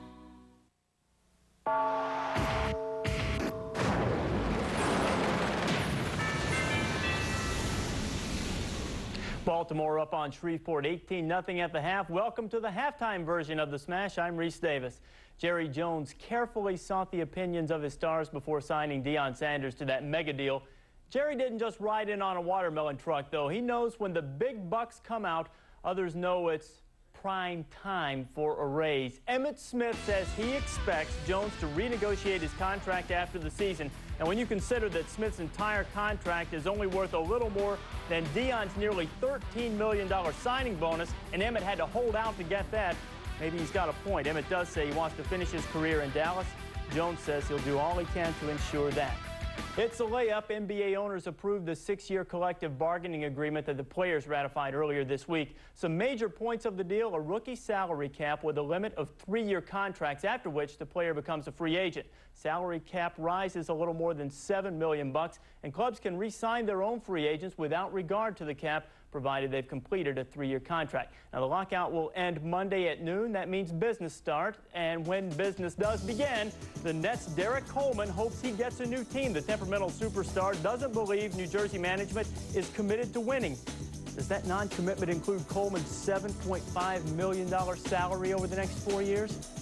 Just wondering. Also in the unhappy camper neighborhood, where there may be no I in team, but there is an M and an E to spell me, Ruben Sierra. Seems Ruben's agent called Yankee manager Buck Showalter to discuss Sierra's frustration at a lack of playing time. Buck asked that any future calls be directed to general manager Gene Michael, slammed down the phone and turned red in the face. He was not happy. He's thinking about the wild card thing. The Yankees playing Baltimore. They start the night locked up with Seattle atop the wild card race. Rafael Palmeiro has a 3-run job, is 36th. While Seattle has a 2-1 lead, Joey Cora has an RBI single for the Mariners. Mike Pagliarulo has a home run for Texas. Detroit now up in that game. I see 2-1 in the 5th. Cleveland behind Albert Bell's 38th home run, ahead of Boston 1-0. Milwaukee and Toronto Blue Jays have a 1-0 lead. KC and California start later.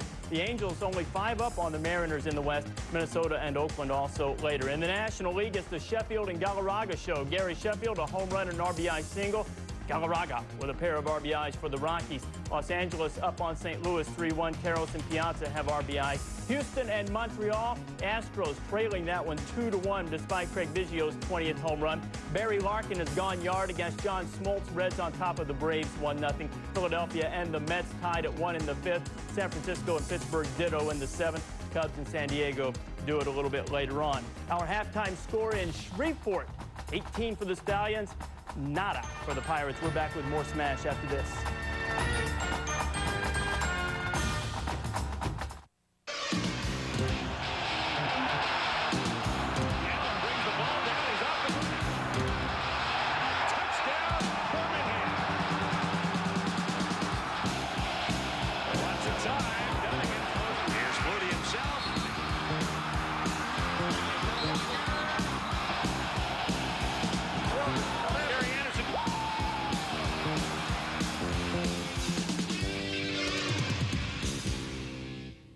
You know, I never really learned my school fight song. Oh, I know it. Hell, alma mater. War Eagle feeling so true. Give me some music. They lit up scoreboards from Ann Arbor to Tuscaloosa. They were warriors of Saturday afternoon. Early son of Notre Dame. On to victory, strike up the band. Now relive it all with Burger King Legends of College Football Cups. Free when you upsize your Whopper value meal for just 39 cents. Obviously, a wiser choice than a fight song album. They're all true blue. We'll all stick together.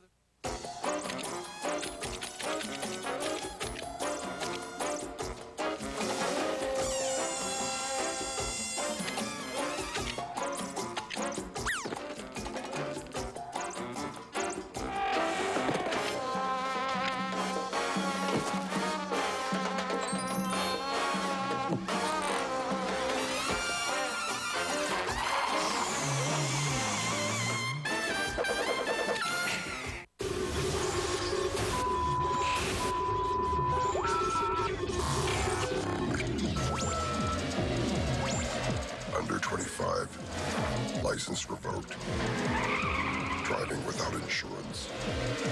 You're just the guy we're looking for.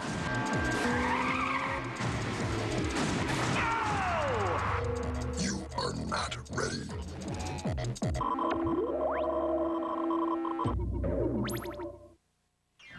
Hey, guess what? It's your worst nightmare. The other 99 were not home, and it's me, the fabulous sports babe. Listen, they got no programming around here, so these lame idiots have gone into my trailer and put cameras in here. Monday through Friday, 1 o'clock on the Deuce. It's a Babe Show. Thank you, Babe. Prosecution scores some late points in the O.J. Simpson trial. An FBI expert says there's no evidence that more than one set of bloody shoe prints were left at the murder scene. This disputes the defense's multiple killer theory. The prosecution hasn't rested its rebuttal case, but Judge Lancito told the jury to hang in there. We're almost there. The gentleman of NASCAR at Dover Downs for Sunday's MBNA 500, and Rick Mast is on the pole, takes his T-Bird to an event qualifying record 153.446 miles per hour. It's his third career pole. Points leader Jeff Gordon starts second. A little golf for you. BC Open. Willie Wood, he's on 14. It's a par 3, and Wood selects an iron. It's a good club selection. It's a very good club selection. It's in a hole. It's in a hole. 7th career hole-in-one for Willie. Jay Williamson led most of the day. Runs into a little trouble on 18. That's how you get out of trouble. Nice approach, saves bogey. Williamson, one of 5 co-leaders at 7 under par. Brad Faxon also in that group. The seniors at the Brickyard Crossing Championship, where Raymond Floyd fired a 7 under 65 to take the lead over 3 guys, including Larry Loretti and his cigar. They only count for 1 guy, though. The ladies at the Safeco tournament, Patty Sheehan saying hello, Neumann. Actually, she's saying goodbye to Lisa Lott Neumann. 4-stroke lead has Patty Sheehan over the field. Mitzi Edge also in there at 7 under par. Romanian Open, Tomas Muster, he can really do it on the dirt. He takes care of Arno Bush in straight sets. But the 3rd seed, Sergio Bruguera, an upset victim at the hands of Sandor Nazale. More upsets in Bordeaux. Goran Ivanisevic, the top seed, uses to Jakub Vlasic, 6-3, 6-1 in straight sets. Olivier Delettra, also an upset victim in 3 sets to Jason Stoltenberg. We'll take you back to Shreveport for the second half. Stallions and Pirates at 18-0. We'll get you back there. Why get only half the workout on a... Home Shopping Club asks, what's in a name?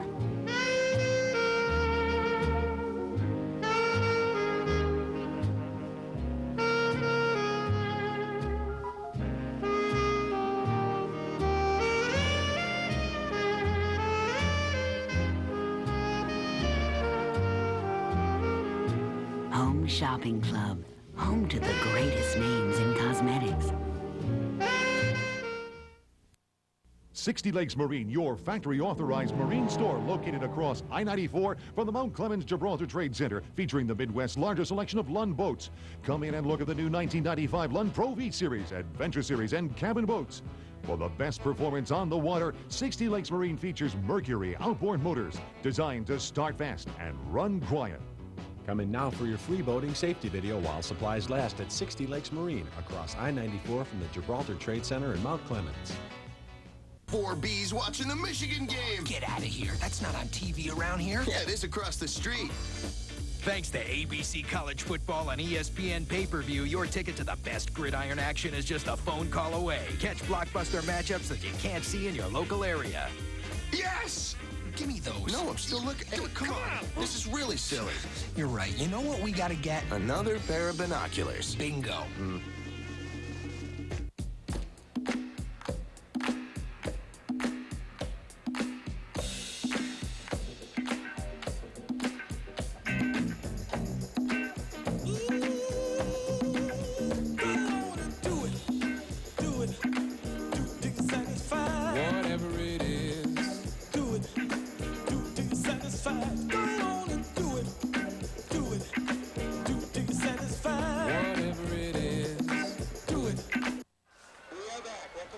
And we'd like to welcome you back to Independence Stadium in Shreveport, Louisiana, where the Baltimore Stallions have a very comfortable 18-0 lead over the Pirates. And joining us now, the owner of the Baltimore Stallions, Jim Sparrows. First of all, Jim, thank you very much for joining us, and you must be pretty tickled with the way your team has been playing as of late. Well, Gus, it's always a pleasure, and yeah, tonight there's been some big plays made on the defense and special teams, and it's put us in a position where we're up 18-0. And Jim, you're also very active with the league, sitting on a number of the different committees, and the meetings are coming up on the 26th. What's on the agenda? Well, I tell you what, there's a lot of changes. I mean, the big thing with our league is you're going to see a lot of changes with the CFL, the way it's currently structured, which is all good. I mean, we've got a successful Grey Cup game this year in Regina, and I look for this Southern Division, which is the U.S. teams, the Canadian Division, the Northern Division, to really build on this nationalism, and that's what we're doing. I mean, it's almost where, it's like an Olympic situation, and we got to keep building on that. Meanwhile, the city of Baltimore has been the hot spot in the sports world. I had a chance to watch Cal Ripken's breaking Lou Gehrig's record personally, and I tell you, a lot of things are happening in Baltimore. Well, again, I had the pleasure of being there this past week. It's been a great week for Baltimore, and congratulations to Cal Ripken, but also our mayor, Kurt Schmoke, has been reelected, and I look for a lot of great things happening in Baltimore. You know, tonight puts us in the playoff hunt where we'll have a home game at Memorial Stadium, so if we can leave here 10-3 tonight, we're going to bring our fans home a playoff game. Jim, thank you very much for joining us, and good luck to your team for the rest of this half and also for the rest of the season. Thank you, Gus. A lot of highlights in the first half of play, most of them going to Baltimore, and it started with this interception, Matt Goodwin. Yeah, Goodwin makes a nice play right there reading Billy Joe Tolliver. Here you see Pringle going in to capitalize on that interception. And the other touchdown coming from the block punt. A nice block punt there, carried into the end zone. You see there's no one around to even touch him on that play by White. Very nice block. Chris Wright with the touchdown, Matt Goodwin with the block punt, and the big injury coming to Billy Joe Tolliver. Billy Joe Tolliver dislocating his small finger on his passing hand on the right-hand side. He's a right-handed quarterback, so that's going to cause some trouble for the Pirates in the second half. And we're back in Shreveport, live action. Robert Drummond returning the kickoff for the Stallions. 10-yard return, 62-yard kick for Bjorn Nitmo, and the Baltimore offense comes back onto the football field led by Tracy Ham. And Tracy's passing numbers are down a bit this season, as he was 8 of 15 in the first half. Had a big game last week, throwing for a season-high 315 yards, but the ground attack is what paces this team, led by Mike Pringle. On first down, they set up the screen. This is Skinny Culver with plenty of running room, and he gets close to the 50-yard line, stopped at about the 49, picks up 14 on the play. And right now, the Stallions offense really showing some favoritism as far as that wide receiver screen is concerned. That time, big Mark Dixon and Whitcomb get out in front of Mr. Culver and escort him down the field for a nice game. We talked about the Stallions offense. They averaged 351 yards in total offense per game. They're #1 in the CFL in rushing, averaging 151 yards per game. But in passing, they're 12th in the league, averaging 227 yards. Here's Pringle at midfield, and Mike Pringle goes down. Chris Zingo with the tackle, the rookie out of Cornell. And Gus, if I had to pick some most valuable players for the first half, it'd have to be Robbie Keane and Josh Miller. Keane averaging 45 yards a kick, and Miller averaging an incredible 57 yards a kick in the first half with a long kick of 74 yards. Baltimore, their opening drive of the second half, leading 18-0. Second and 5 from midfield. They swing it out into the flats. This is Pringle looking for the first down. Mike Pringle surges ahead, but he will be a little short from the spot. Chris Zingo doing a good job holding him back. We'll see, though, where the officials spot the ball. Looks like Pringle may have been a little bit short. And according to this spot, I think he was. And that brings up third down. Here you're going to see Mr. Pringle going out in a little swing pattern to the outside, tries to stretch forward, almost loses the ball there, comes up just a little short of the first down. So on third down and 1, they'll go for it. Tracy Ham will take this one straight ahead and pick up the first down. You know, in the CFL, the defensive linemen have to line up 1 yard off of the football, and that usually always gives the offense a good chance of making that first down. Not only that, but it's the most obvious play in the CFL as well, because if you look in the backfield, you see there's nobody there. Everybody's all bunched together. You know the quarterback's going to go forward and try to get the yard.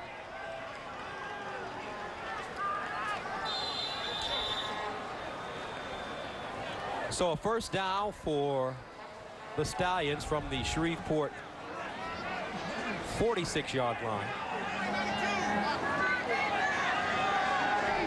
4-receiver package. Ham throwing to the near side. He's got a man. And the Stallions have had no problems throwing the football. Robert Clark making his reception there. But Shreveport, on the other hand, they've been pretty bad. Only 3 completions for 28 yards passing.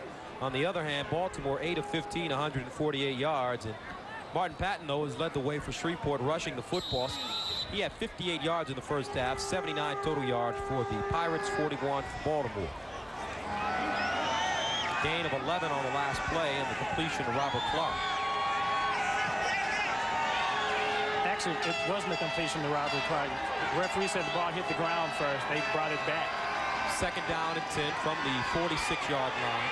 Plenty of time for Ham underneath, and it's intercepted. Anthony Shelton with the football at the 40-yard line, bobbles it, and Shelton turns over the ball. Incredible. That is absolutely incredible. First, they come up with a real nice play. Anthony Shelton picks up the bobble, starts running down the field, then he loses the football. They've gotten all the bad breaks tonight. A comedy of errors for this Shreveport team. Anthony Shelton with the interception. Actually, Hamilton tipped the ball straight to Anthony Shelton. Anthony trying to make something out of it, trying to spark his football team, loses the football. The Stallions recover. Nick Subas, right place at the right time for the 4th-year center out of San Diego State. And Baltimore, they'll get a first down and take over from the Shreveport 44 right after this. A lot of folks in Johnson City, Tennessee will tell you when you need a part for your car, go to AutoZone. The parts are top quality, the prices are low, and the people are helpful, like Gary Jennings. You see, when it comes to auto parts, folks will tell you Gary really knows his stuff. Oh, sure, they know there are other parts stores in town, but when it comes to getting the right part, the right price, and good advice from folks like Gary, there's just no place better than AutoZone. You know, I never really learned my school fight song. Oh, I know it. Hell, alma mater. War Eagle feeling so true. Give me some music. They lit up scoreboards from Ann Arbor to Tuscaloosa. They were warriors of Saturday afternoon. Early son of Notre Dame. On to victory, strike up the band. Now relive it all with Burger King Legends of College Football Cups. Free when you upsize your Whopper value meal for just 39 cents. Obviously, a wiser choice than a fight song album. They're all true blue. We'll all stick together. 11:51 remaining in the 3rd quarter, and Shreveport continues to give Baltimore opportunities. Anthony Shelton picks the pass off, starts to return it, fumbles the football.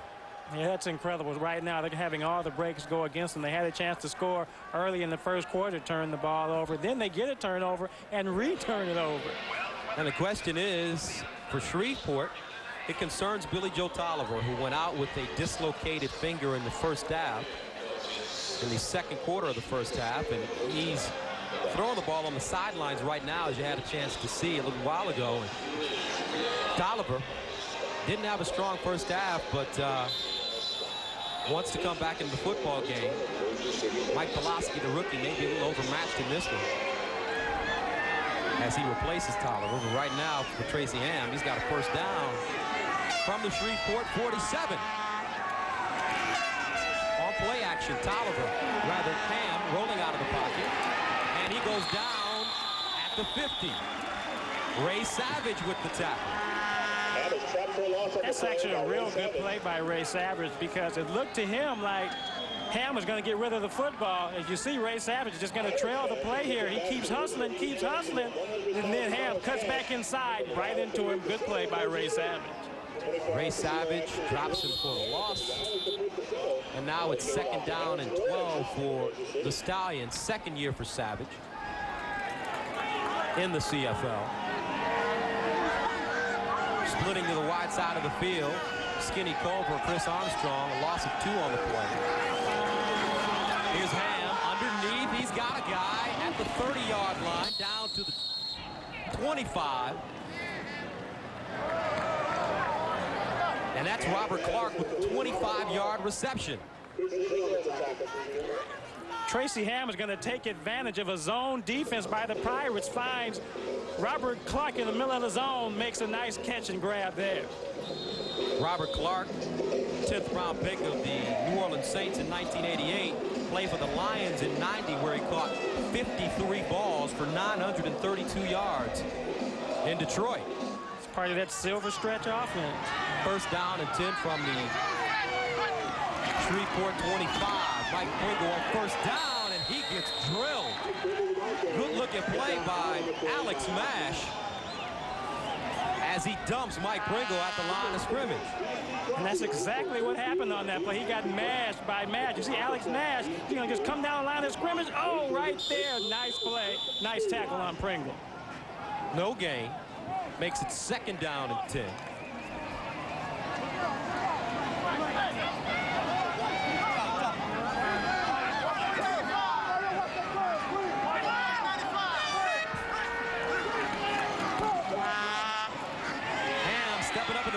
Still on his feet, fires, completes it inside the 5-yard line. Robert Clark with another reception, this time for 20 yards. Will White with the tackle, but there is a flag on the play. Yeah, there's going to be a flag on the play, and it's Tracy Ham going over the line of scrimmage to throw the football. You see, he's right there. Line of scrimmage is about 1 yard behind that stripe. And he overthrew the ball, actually threw the ball over the line of scrimmage that time. It was a nice play on his part, but he just did not quite pay attention the way it was on the football field. 2nd down. So they'll repeat the down, march into the 35 now. Tracy Ham stepping over the line of scrimmage. 2nd down and a long 20 for the Stallions. Tracy Ham and the Stallions on their opening drive of the 2nd half. Thrown an interception, but got the ball back when Anthony Shelton fumbled. Here's Mike Pringle going straight ahead, nothing doing. Anthony Shelton there making the tackle, showboating a little bit. He didn't do that after he dropped that football now, did he? Oh, no, he didn't do that after he dropped the football, but they're really holding Pringle tonight. You know, Pringle was #1 in rushing in the CFL with 1,232 yards coming into the game tonight. They really bottled him up tonight. Mike Pringle, who is playing with a tender left hamstring, goes off the field, and he is upset. That brings on Carlos Huerta. This would be a 40-yard field goal. He's 12 of 15 from this distance on the year.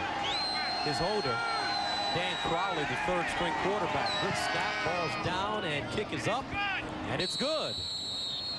No flags on the play, and Carlos Huerta nails a 40-yard field goal, and the Stallions take a 21-0 lead here in the 3rd quarter.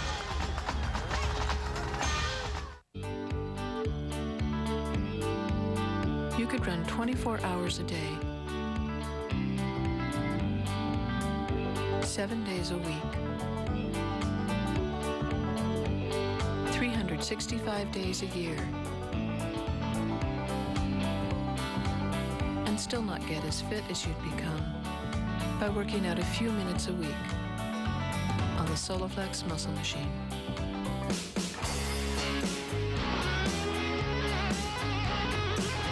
That's because the Soloflex gives you all the benefits of free weights, safely. And with just a few workouts a week, you can add strength, energy, and literally years to your life. Call now for a free brochure and video. And get on the road to real fitness. 40-yard field goal from this man. Carlos Huerta makes a 21-0 game.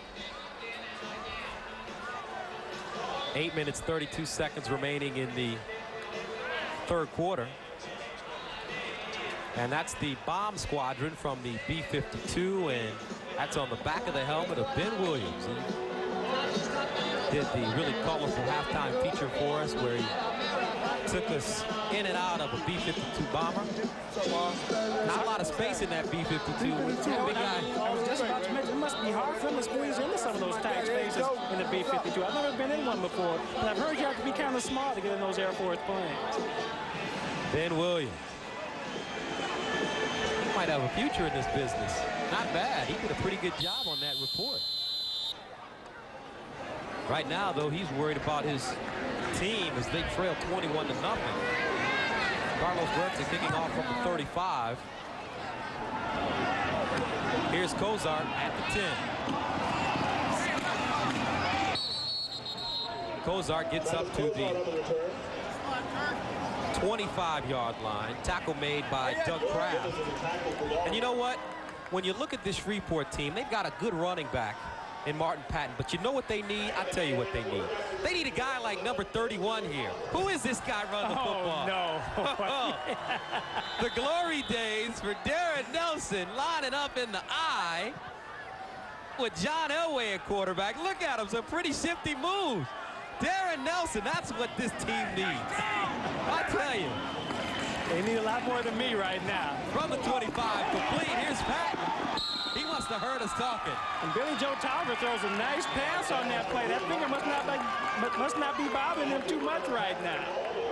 Martin Patton must have heard us talking about you. I think so. And he made a good catch there. He thought maybe you'd be getting ready to strap on a helmet and a suit and get down there on the field. And I'll tell you what, if Martin Patton's worried about me, he's a very insecure young man, because I'm not going to do anything tonight but watch. Patton gained 16 yards, first down and 10 from the 43. Tolliver out of the shotgun. They set up the screen. This is Wayne Walker, and he scampers out of bounds shy of the 50-yard line. Right now, they're being real conservative with Billy Joe Tolliver in the offense. Not really throwing any deep patterns with him, giving him a chance to test out that throwing hand. First half, remember, he dislocated his little pinky finger on his throwing hand. Billy Joe Tolliver was the third quarterback taken in the 1989 draft behind Troy Aikman and Mike Elkins. Whatever happened to Mike Elkins? I have no idea what happened to Mike Elkins. 2nd and 6. Flags on the play. Tolliver in trouble. Pursued from behind, and he goes down. Alfred Payton with the sack. But there is a flag on the play at the 46-yard line. I believe the Baltimore defensive line jumping offside. But if you're Tolliver, that's the last thing you want to see, because that's how he hurt his finger in the first place. Scrambling, got tackled in the backfield, and fell on his hand. Hurt his finger. Rough night for Billy Joe. There you go. You see he's got both those guys inside Offside. the 1 yard. Baltimore number 56. Repeat, 2nd down. So Alfred Payton, the second leading sack man in the CFL, trying to get an extra advantage there. He doesn't need too much of an advantage out here. 6'1", 230 pounds. And they go straight ahead. New quarterback in the game, it's Pulowski. And now Billy Joe comes back onto the football field. He didn't want to take any chances with that finger. And you know, that's a good play on their part, because there's a lot of people walking around those piles, a big pile going forward like a scrum, and you don't want him to see. Right now he's taking all his balls from the shotgun formation, which is also really pretty positive. But then again, you don't have to get up underneath the center. And you see how he's protecting his hand that time, moved it out of the way before he went down on the ground. First down from the 54, hand off to Patton straight ahead, and Mark Patton goes down inside Baltimore territory. Alfred Payton and Tracy Gravely on the stop, but Martin Patton gets to the 46, making the 47-yard line before he's taken down. Now, for those of you wondering why they keep shuttling quarterbacks here, it looks like Pulowski is the quarterback that's going to take the ball underneath the center and actually take a snap, because Billy Joe Tolliver's fingers have to be separated and take a lot of pressure underneath the center. And when they go to the shotgun, Billy Joe will come back in. Gain of 8, 2nd down, and gain of 9, rather, 2nd down and 1. Here's Patton breaking tackles. Martin Patton to the 35-yard line, making it 34. Gain of 12.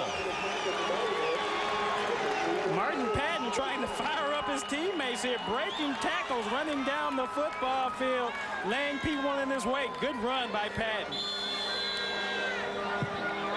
You're going to see Martin Patton just simply run over about 2 or 3 people. There's one at the line of scrimmage. He keeps going. There's another one right there at the point of impact. Keeps those legs going and runs him over. So Tolliver back into the game. Out of the shotgun, throwing over the middle, incomplete. Intended for Freeman Basinger. The Shreveport offense is going to be very predictable from now on, because every time Tolliver comes out of the football game, you know Pulaski's going to come in and take it underneath the snap and probably hand the ball off. Every time Billy Joe Tolliver's in the ball game, he's going to line up in the shotgun formation, take the snap, and throw the ball downfield, or maybe hand off on a little slant pattern to the running back after taking the ball from the shotgun. Curtis Mayfield, Montgomery, and Basinger to the far side of the field. Here's Tolliver going long, and it's incomplete. Intended for Wayne Walker, who did have a step on the Baltimore defender. Billy Joe unable to put it on him. Doug Kraft, the defensive back for Baltimore. Here's what happens when the camera gets in the way. Nice shot there on the sideline. Oops. Nice reverse angle there. Hey, those cameramen probably need to wear helmets themselves down there. They need to wear some type of padding. Now this is Bjorn Nitmo coming in to attempt a 42.5-yard field goal. That's our cameraman, Cornelius. He's a tough character, though. Here's Nitmo, 42-yard field goal. It's up and good. Bjorn Nitmo now 30 of 35 on the year. He's been completing 85% of his field goals on the season, and Pirates finally get on the scoreboard, but they still trailed 21-3.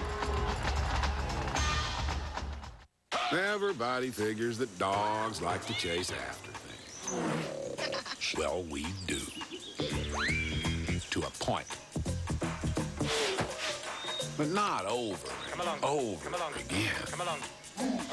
As for me, well, I don't go chasing after nothing that don't have soft hair, big eyes, red dog, bold yet smooth, easy to drink, and a real nice setup. Come here, Daddy. Teeth.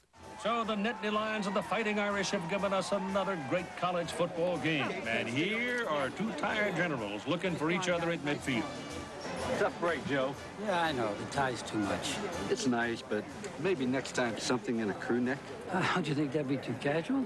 Collect a Burger King Legends of College Football Cup. Free when you upsize your Whopper value meal for just 39 cents. Look, Joe, it's not the end of the world. Next cup, think pastels. College football on ESPN2. We've got it tomorrow at 1 p.m. Eastern Time. It's Miami of Ohio versus Northwestern. 25th ranked Northwestern is the national. That's their first national ranking since 1971. Northwestern 2-0 for the first time in 20 years. They'll take on Miami of Ohio tomorrow, 1 p.m. Eastern Time. Could you believe it when they beat Notre Dame? You know what? In South Bend? I think that was one of the happiest moments of my life, because I live around people. That's all I had. Notre Dame flags, Notre Dame T-shirts. I was so happy to go outside. I found a Northwestern shirt, wore it for a week.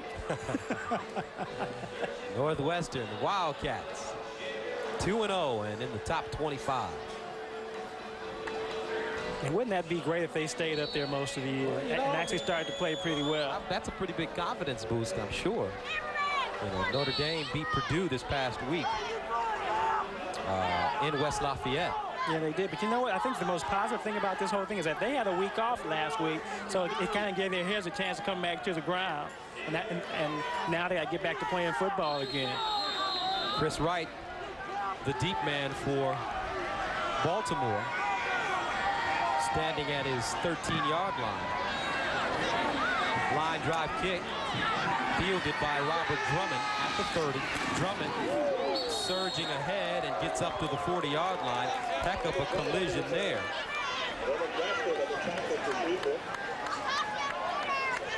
Johnny Dixon with the tackle. 20-yard return on a 53-yard kick. There's Johnny Dixon. So here comes Mr. Ham. And Tracy, guy that likes to keep busy during the offseason. During the offseason this year, he went back home to Georgia and decided to become an actor. Played Bobo in the play Raisin in the Sun.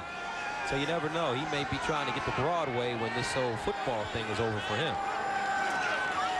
On first down, the play fake. Ham all day to throw the football. Gets it off to Pringle in the flats. Pringle goes down shy of the 50-yard line. Reggie Rogers with the tackle. Ham with all day to throw the football. He's sitting back in the pocket for a good 4 or 5 seconds. Actually fakes the ball to Pringle. The defense drops back and actually forgets about it. Nice pass and throw there.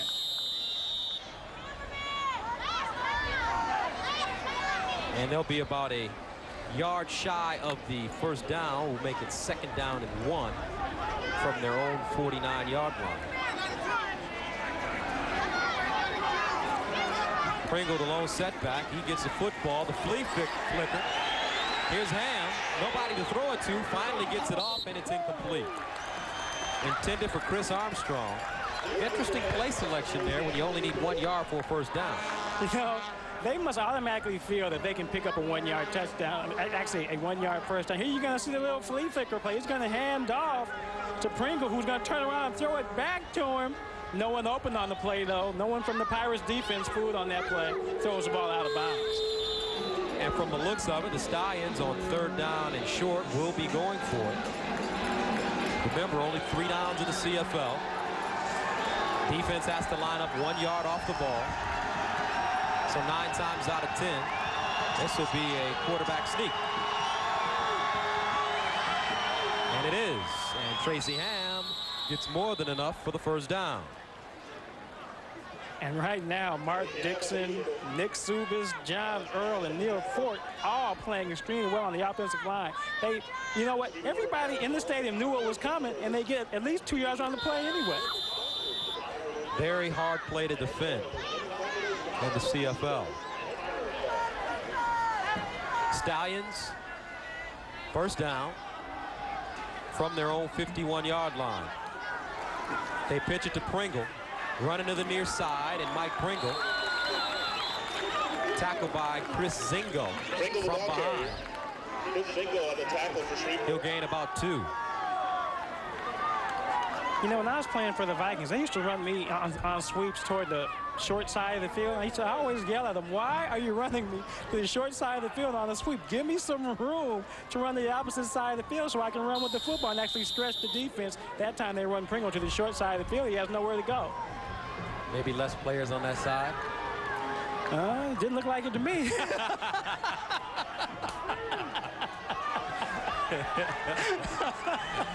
Second down and 9. You heard it from Darren Nelson right here.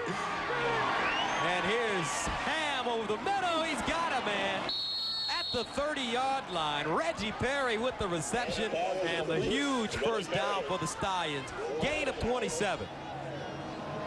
Right now, Tracy Ham is just having his way with the Pirates defense. He has plenty of time to throw the football, sets his feet in the pocket, and finds Reggie Perry, who finds a soft spot in the zone for a nice completion. So Tracy Ham doing a good job operating on this Pirates secondary at the moment. They give up 290 yards passing per game. First down from the 30-yard line. Play fake. Ham steps out of trouble, and he runs it. At the 20-yard line, Ham steps out of bounds and is pulled out of bounds by Mario Perry after a gain of 14 yards.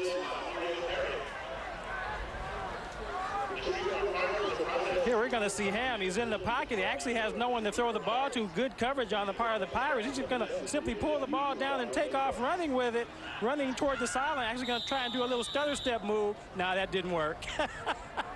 Finally gets knocked out of bounds. Those stutter step moves don't work very often. Mario Perry didn't work on him, at least. It may have worked on me, but it didn't work on him. First down from the Shreveport 17. Short drop by Ham, firing in the end zone for Culver. Incomplete. Skinny Culver out of step on Carlton Johnson. but the ball was thrown a little too far. You know, we have not really seen any real deep passes completed tonight, if you think about it. I know the Pirates haven't completed any deep passes, and I don't think Ham has completed very many long passes either tonight. And Ham, after throwing for 315 yards last week, he's 13 of 20 this week. So far for 220 yards, 1 interception, no touchdowns. Think about it, though. With the weapon that they have in Josh Miller, the Baltimore offense is always starting pretty much on a shorter field because he's able to pin people back. Here's Ham throwing again. It's incomplete, intended for Reggie Perry. No flags on the play. Perry and Harold Nash locked up in one-on-one coverage. Good defense by Nash, second-year player out of southwestern Louisiana. Harold Nash played only 1 year of high school football for St. Augustine's in New Orleans, and that was the year they went 12-1, won the state championship. Some pretty good football and basketball players out of St. Augs. A kid named Kerry Kittles that plays for Villanova right now is going to be a lottery pick if he keeps going.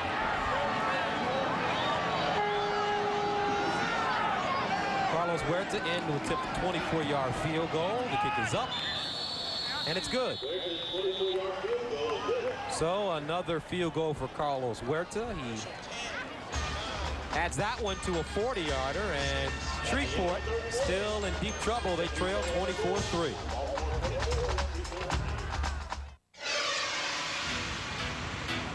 The Canadian Football League 1995 Facts, Figures, and Records book.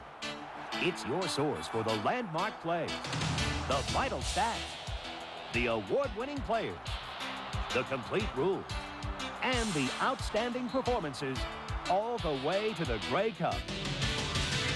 To order your copy, call 1-800-626-4330.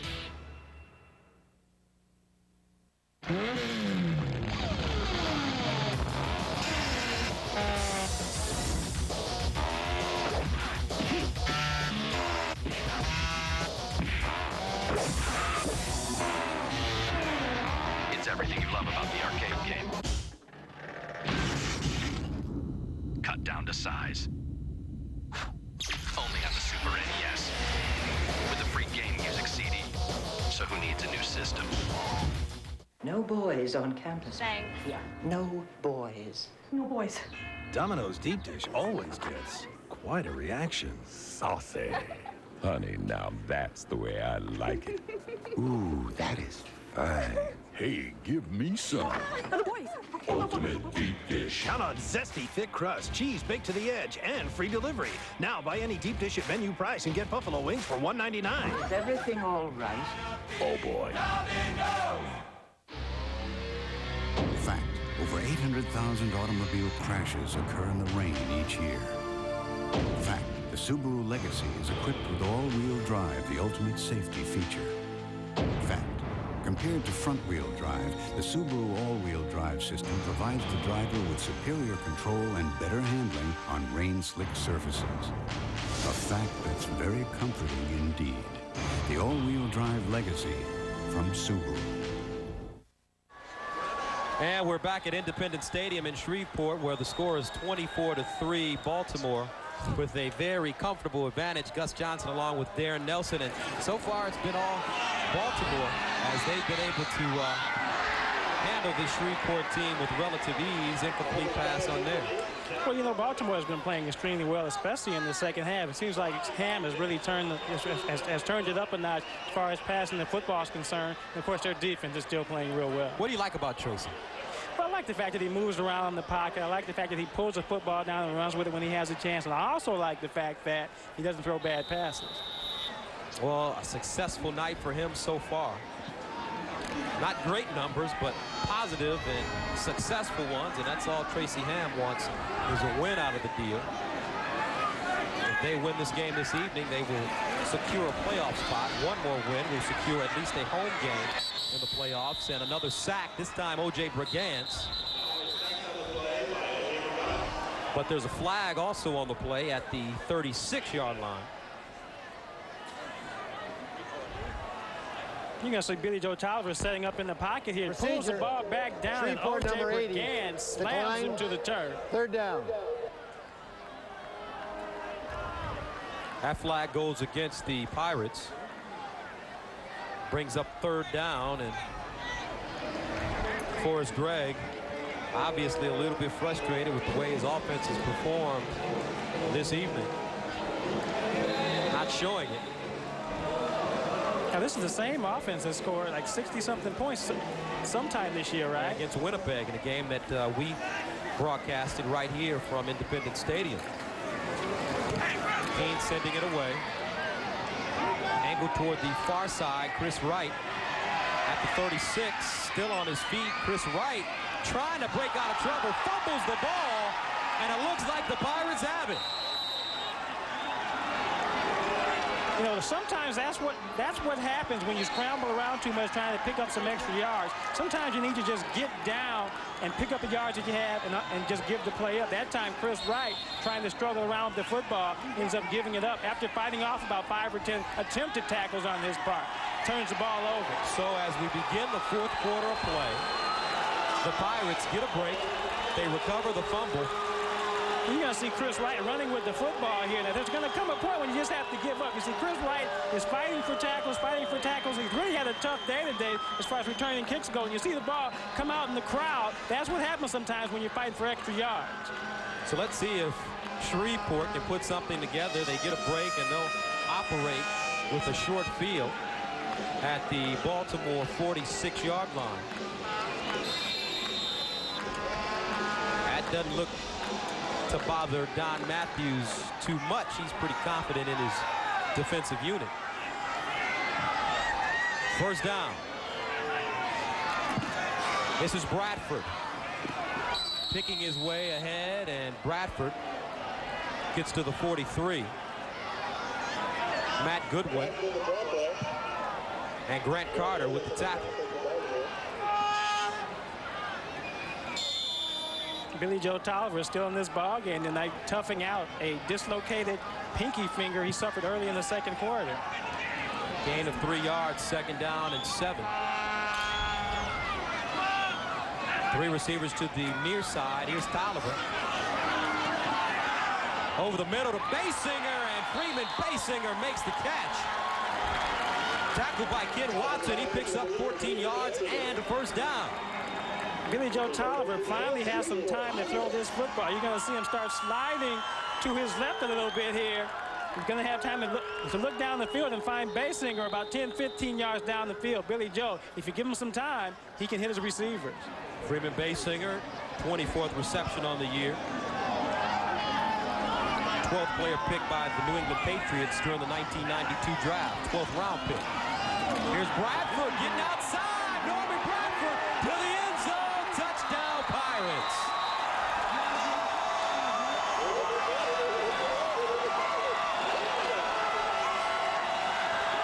'28-yard touchdown run by Norman Bradford.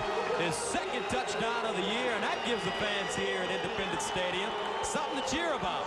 Well, actually, there are 2 great plays on this play. First, Tolliver picks up a low snap and then hands the ball off to Bradford, who, running behind Big Buford and Stowell on a draw play, has a nice run there for a nice touchdown. Norman Bradford with the 28-yard touchdown, his second of the year for the Pirates.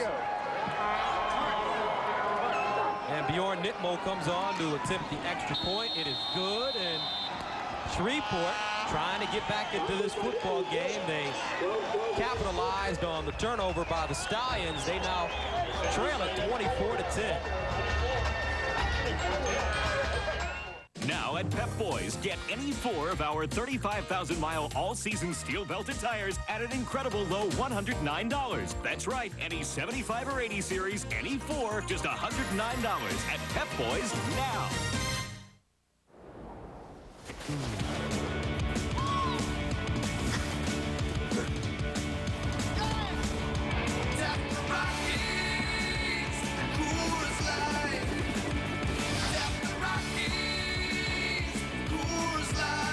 Light, the silver bullet. It's shipped cold to tap the clean taste of the Rockies. Tap the Rockies.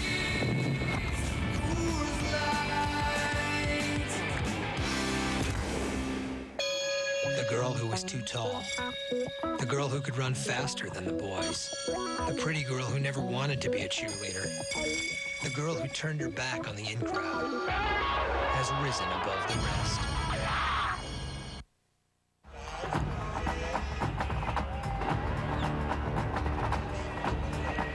Another look at the Norman Bradford touchdown. Oh, you're going to see Billy Joe Tolliver pick up the ball and then hand off on a draw play to Bradford, who makes a real nice run. He's going to split a tackle here and make his way into the end zone. Nice 28-yard touchdown run by Mr. Bradford. And you call people Mr. after they score a touchdown. So they called you Mr. quite often. Early in my career they did, but toward the end they just kind of wanted me to get out of the way. Norman Bradford, rookie out of Grambling, the Sports Network All-American and All-SWAC player as a senior. And speaking of Grambling, they've got a big matchup tomorrow at the Meadowlands in the Whitney Young Classic. As Eddie Robinson, this season he's trying to get his 400th win. I think he needs 2 more wins for 400. This kick straight ahead, and it could be a single point. And it will be a single point for the Pirates as Bjorn Nitmo kicks it right out of the end zone. Bjorn Nitmo actually split the 2 deep receivers. Sometimes when the ball rolls on the ground, it actually travels faster than flying through the air. That time they got a lucky break. The ball goes right down the middle and out of the end zone for a 1-pointer. Think he did that on purpose? Nah. I would give him some credit, but nah. The ball went through the end zone untouched. There is no score. First down. Well, they say that it is not a point. And to quote the CFL rulebook, you cannot score a single point off the kickoff. Although it had been marked on the scoreboard, they have taken it down now. So the ball comes out to the 25-yard line.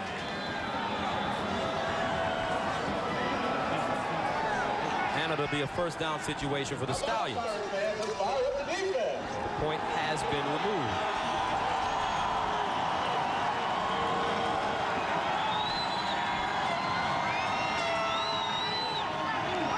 From the 25, hand off to Pringle, and he's met in the backfield, and Mike Pringle slung down by Ben Williams.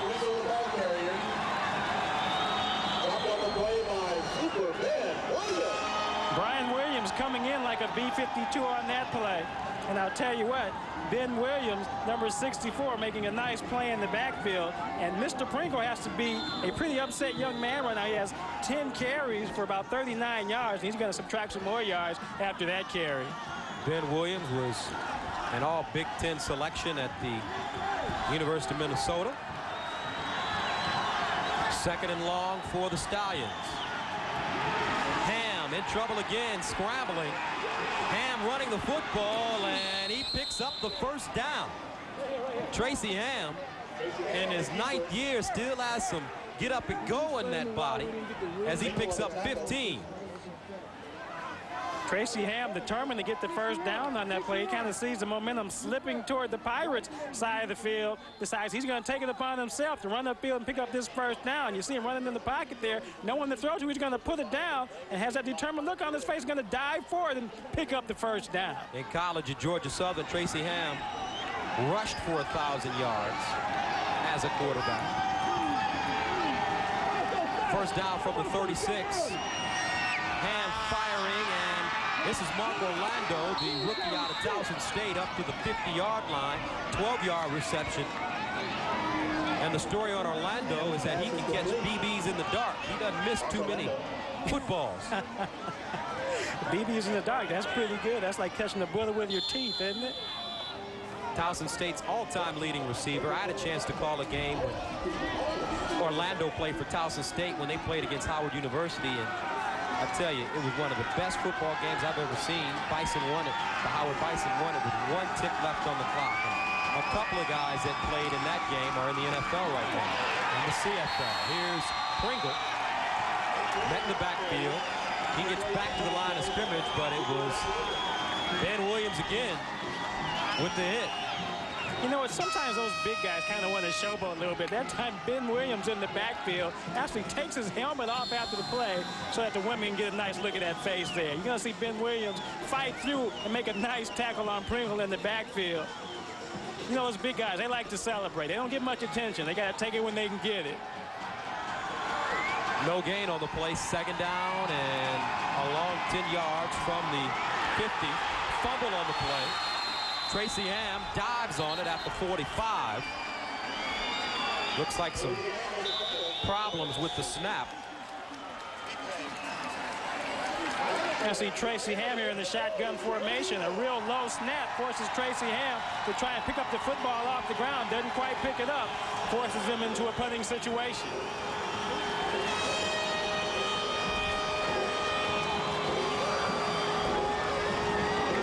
So Josh Miller standing at the 30, and you got to respect him if you're a return man. Deep man at the 15, and here's Miller, and he gets off another beauty, sending Will Covington back to the 10. And Covington goes down at the 15. Good play by Grant Carter with the special teams tackle. 54-yard punt for Josh Miller. 8:45 left, 24-10. Every day, America Online is making it a little easier for people to live, work, and play. With point-and-click access to instant news and sports, financial updates, online magazines, shopping and travel, and easy access to the internet. Call now for America Online, a new way to use your computer to communicate and have fun. Call 1-800-249-9400 for your free America Online Startup Kit with free software and 10 free online hours. It's everything you need to get online. Call now. This could be your arm. This could be your chest. These could be your shoulders. You guys, 24-10 the score with 8 minutes and 45 seconds remaining in the fourth and final quarter of play from Shreveport, and the Pirates, they're trying to change their momentum. They've already gotten a 28-yard touchdown from Norman Bradford. They've gotten the ball now at their own 15-yard line, getting ready to go back on offense. And a score here, Darren, could make this game pretty interesting. Yeah, this game could get very interesting, especially if the Pirates come down and get a quick touchdown. There's still 8 minutes and 45 seconds to go in the fourth quarter. Billy Joe Tolliver is back in the football game and actually throwing the ball pretty well right now. Billy Joe Tolliver still in the ball game. He's showing that he's got some guts, playing with a dislocated finger on his throwing hand, on his pinky finger. Here's Bradford running the football, bounces it outside and turns it up. Norman Bradford gets close to the 25-yard line, picks up 7 yards on the play. You know, that was exactly the same play that Norman Bradford scored that touchdown on. A little draw play out of the shotgun formation. Tolliver hands off the ball. That's a nice run on that play. So far, 4 carries, 48 yards for Bradford.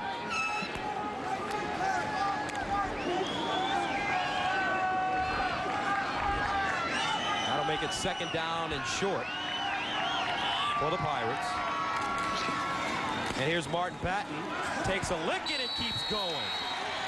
Martin Patton keeps his feet churning and gets up to the 30-yard line. He got nailed, but refused to go down. And when you're 6'1", 203, it takes something to bring a guy like that down, doesn't it, Darren? Yeah, it takes a nice big hit there to bring him down. You see that nice, he gets that shoulder into it that time. Actually, Patton does pretty well on that play, takes that shoulder and actually struggles forward for an extra 3 or 4 yards. That was Matt Goodwin delivering the hit, and he's not a small fellow himself. Underneath, complete, Curtis Mayfield at the 45. Pick up a 14 yards on the play. Billy Joe Tolliver heating up that offense. That time he finds Curtis Mayfield over the middle for a nice gain. Curtis Curtis Mayfield, wasn't he a singer or something, a guitar player or something? Like that name sounds real familiar to me. There's no question that Curtis Mayfield was a singer. You know, no question. Superfly. Now, you're supposed to know that a little bit more than me now. First down from the 45-yard line. Ooh, Patton with some pretty moves, and he gets up to midfield.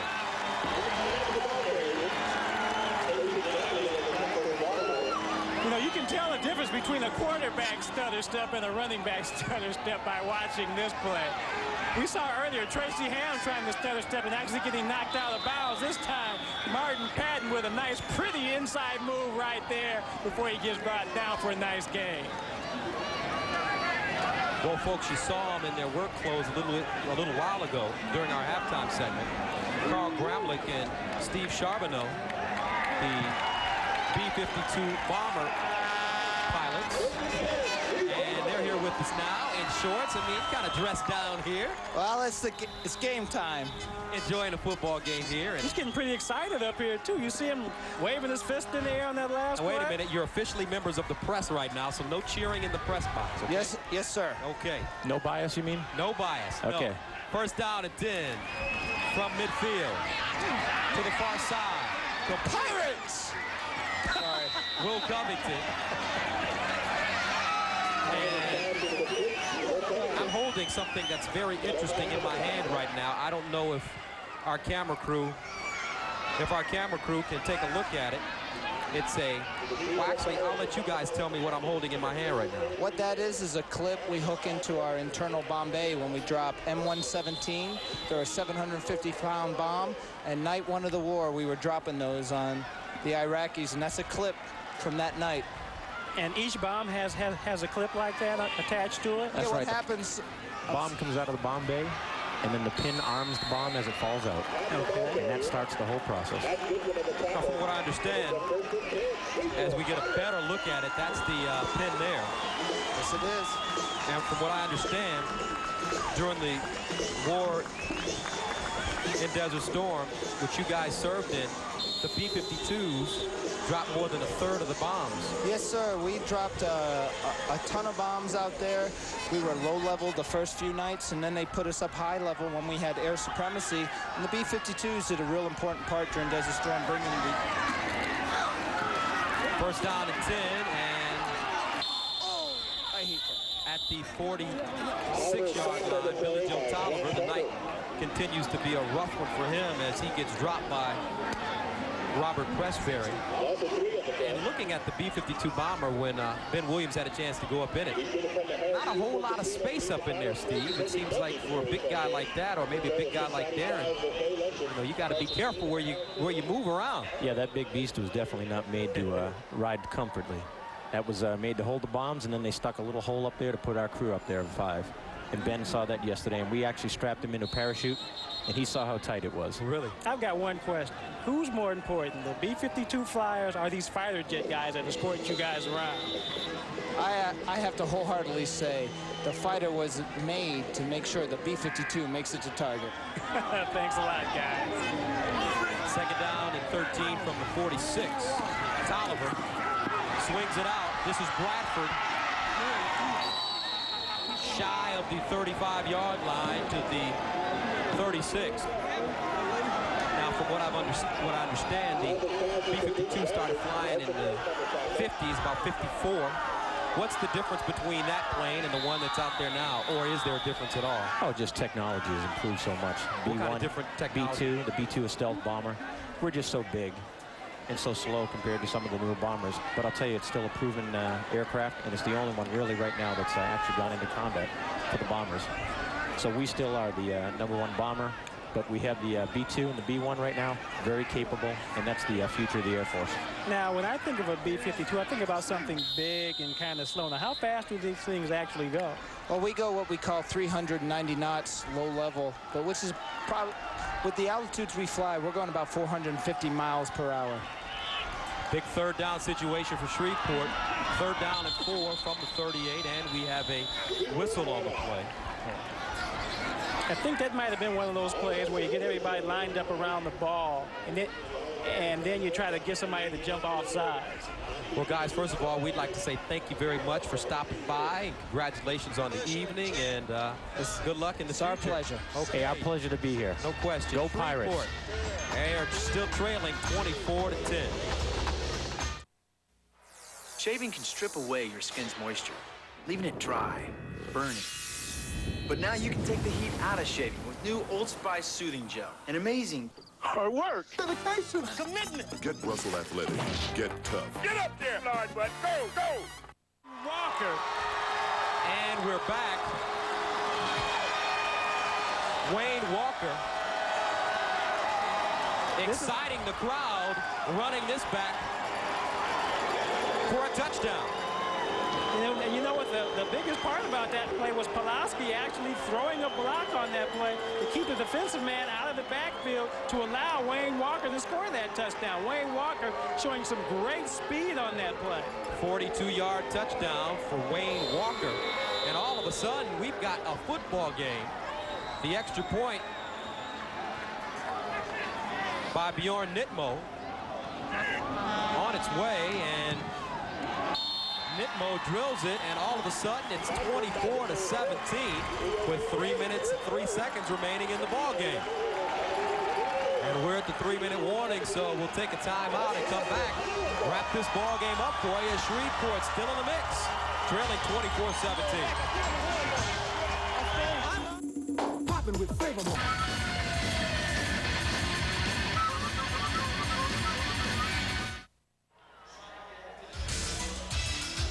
The CFL on ESPN2 has been brought to you by Pep Boys. For quality parts, accessories, and service, come to Pep Boys, America's automotive super center. The fans here at Independence Stadium have gotten on their feet. Their team has shown a little bit of life after all. Yeah, you're going to see this. You see a nice block by Pulaski before he pitches the ball out to Wayne Walker. And Wayne Walker is just going to outrun everybody down the sideline, almost trips and falls over there, prances into the touchdown. A very nice offensive play call by the Pirates.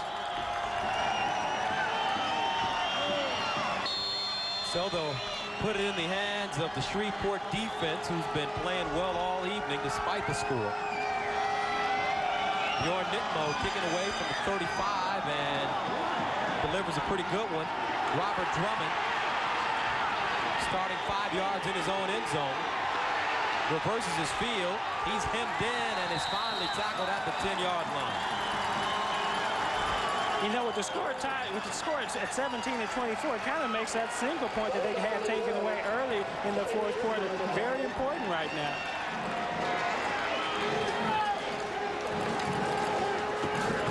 So the Stallions offense comes back onto the football field. They'll start from their own 11-yard line. What Tracy Ham needs right now is probably a nice long drive. You know, he needs Mike Pringle to start gaining some yards here in the second half because he's been awfully quiet tonight.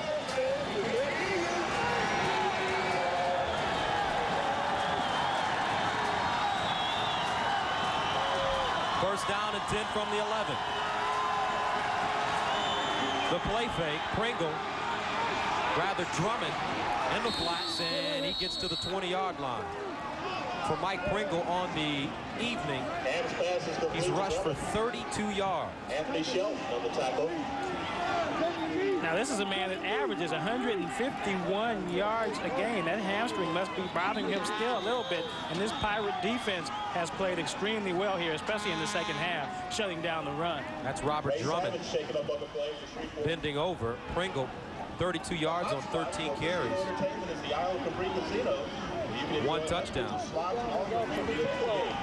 And I don't necessarily think it was the hamstring that's prohibiting him from picking up a lot of yardage. It's more like the front four from Shreveport. One of those guys injured right now, Ray Savage. They're looking over Ray Savage's, looks like his calf muscle area right now. He may be cramping up here. It is pretty hot in town tonight, very humid. You'll see him trying to jump up and knock this pass down. Might have pulled a muscle trying to get that big body up in the air like that. Ray Savage in his second season out of Virginia. And he walks off the field on his own. He must be cramping up a little bit. It is awfully hot out there tonight. Savage played outside linebacker in college for the Wahoos. Comes to the CFL and they put him right smack dab on the D-line. Second down and short for Tracy Ham and the Stallions. 2:44 remaining in the ball game.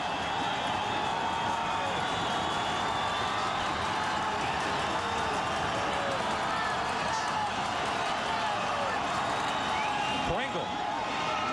And he picks up the first down, running over that right side between Nick Subis and John Earl. Pringle, the ball carrier. Johnny Scott of the tackle made by Johnny Scott.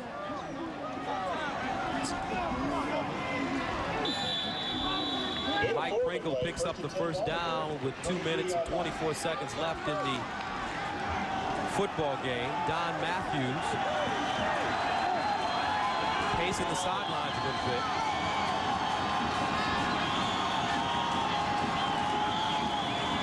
Play fake. Short roll by Ham. He's in trouble. Scrambling. Ham takes it himself and picks up the first down. And you know what? That's what's so dangerous about Tracy Ham. Everybody covered down the football field. He's flushing out of the pocket, going toward his right. Sees he has enough time to pick up the first down and actually runs and picks up the first down. Tracy Ham is looking down the field right here. He wants to throw the football. Nice move there, and decides that, well, I'll pull it down the road with the football and pick up the first down. He's a great runner, over 6,000 yards in his career. But more importantly, the clock continues to wind down. 1:50 left. Pirates need a stop here if they plan on getting the football back. First and 10 from the 35. And Pringle met in the backfield and driven backwards. Mario Perry with the tackle. The Pirate defense expecting the Stallions to try and run out the football. Blitz Mario Perry, and he meets Pringle in the backfield for a nice tackle and a nice loss on that play.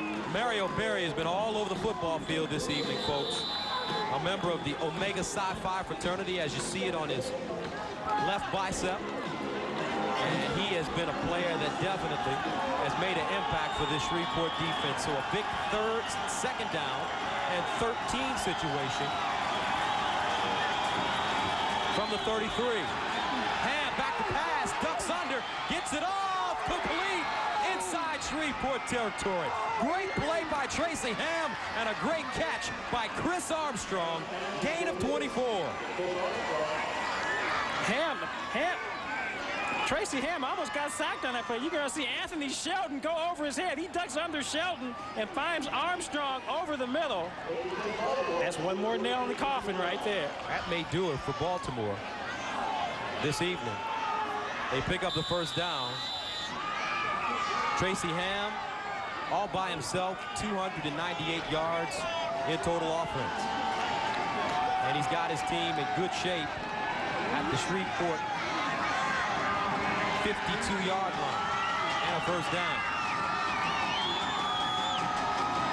Mike Pringle picking his way straight ahead, gets close to the 40. It'll be about the 42-yard line. Perry again with the stop.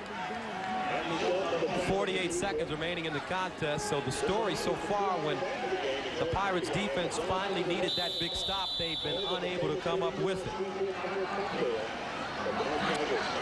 Tracy Ham has also contributed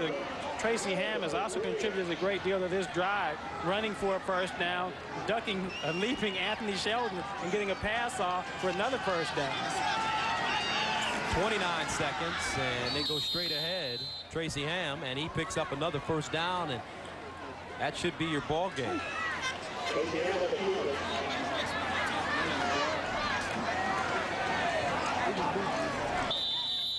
You know, Shreveport might have had the ball right now. Tracy Ham had not ducked under Anthony Shelton on that long pass play to Armstrong. Another great play. That just shows you what kind of athlete Tracy Ham is. He's able to duck under a tackler, look up the field while he's doing that, and throw the ball. First down and 10 from the 39. 23 seconds remaining in the football game.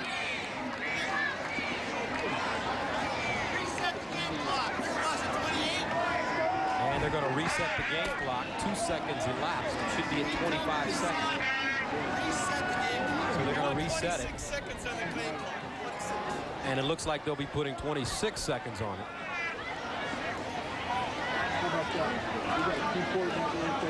And they do.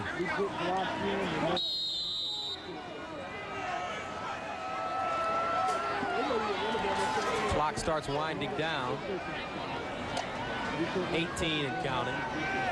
10 remaining on the play clock.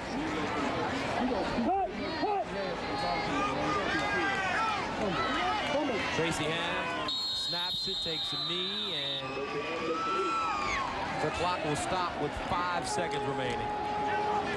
Don Matthews, he's a little pleased now as his team gets out of here with yet another win. It'll be their 10th win of the season. They were 14-7 last year under his guidance, and they got to the Grey Cup with Doug Flutie out of the mix probably for the remainder of the season with an elbow injury. The Grey Cup, it's up for grabs, although Calgary still with a very impressive record. They've got a young and unproven quarterback in Jeff Garcia. And the Baltimore Stallions have won their 10th game of the year. They beat Shreveport 24-17. We'll be back with Tracy Ham right after this.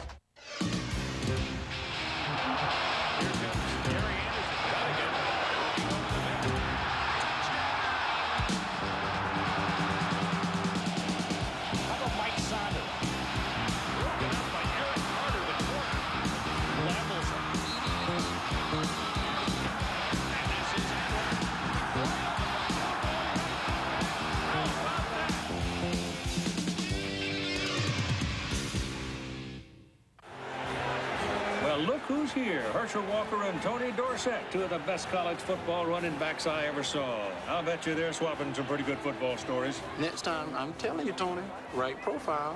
Really, Herschel? I've always favored my left, man. Collect a Burger King Legends of College Football Cup. Free when you upsize your Whopper value meal for just 39 cents. Touchdown! You think next time we should wear the helmets? In my case, the helmet is definitely off. Hello from Plank Road, where our man Paul has some visitors, the Plank Road Polar Bears.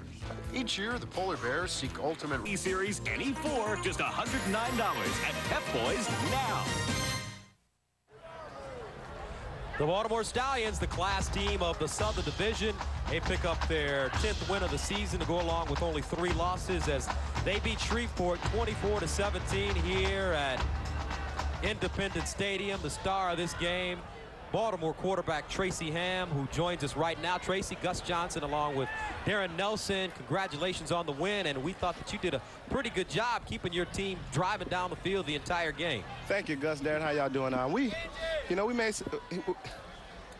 We made some mistakes there, but I thought we kept our composure when they were coming back, and we were able to keep the ball with run the time off the clock. And in this league here, every team, anybody can be beaten on any given weekend, and so we're just fortunate to get out of here. We just try and continue getting better each week as we play.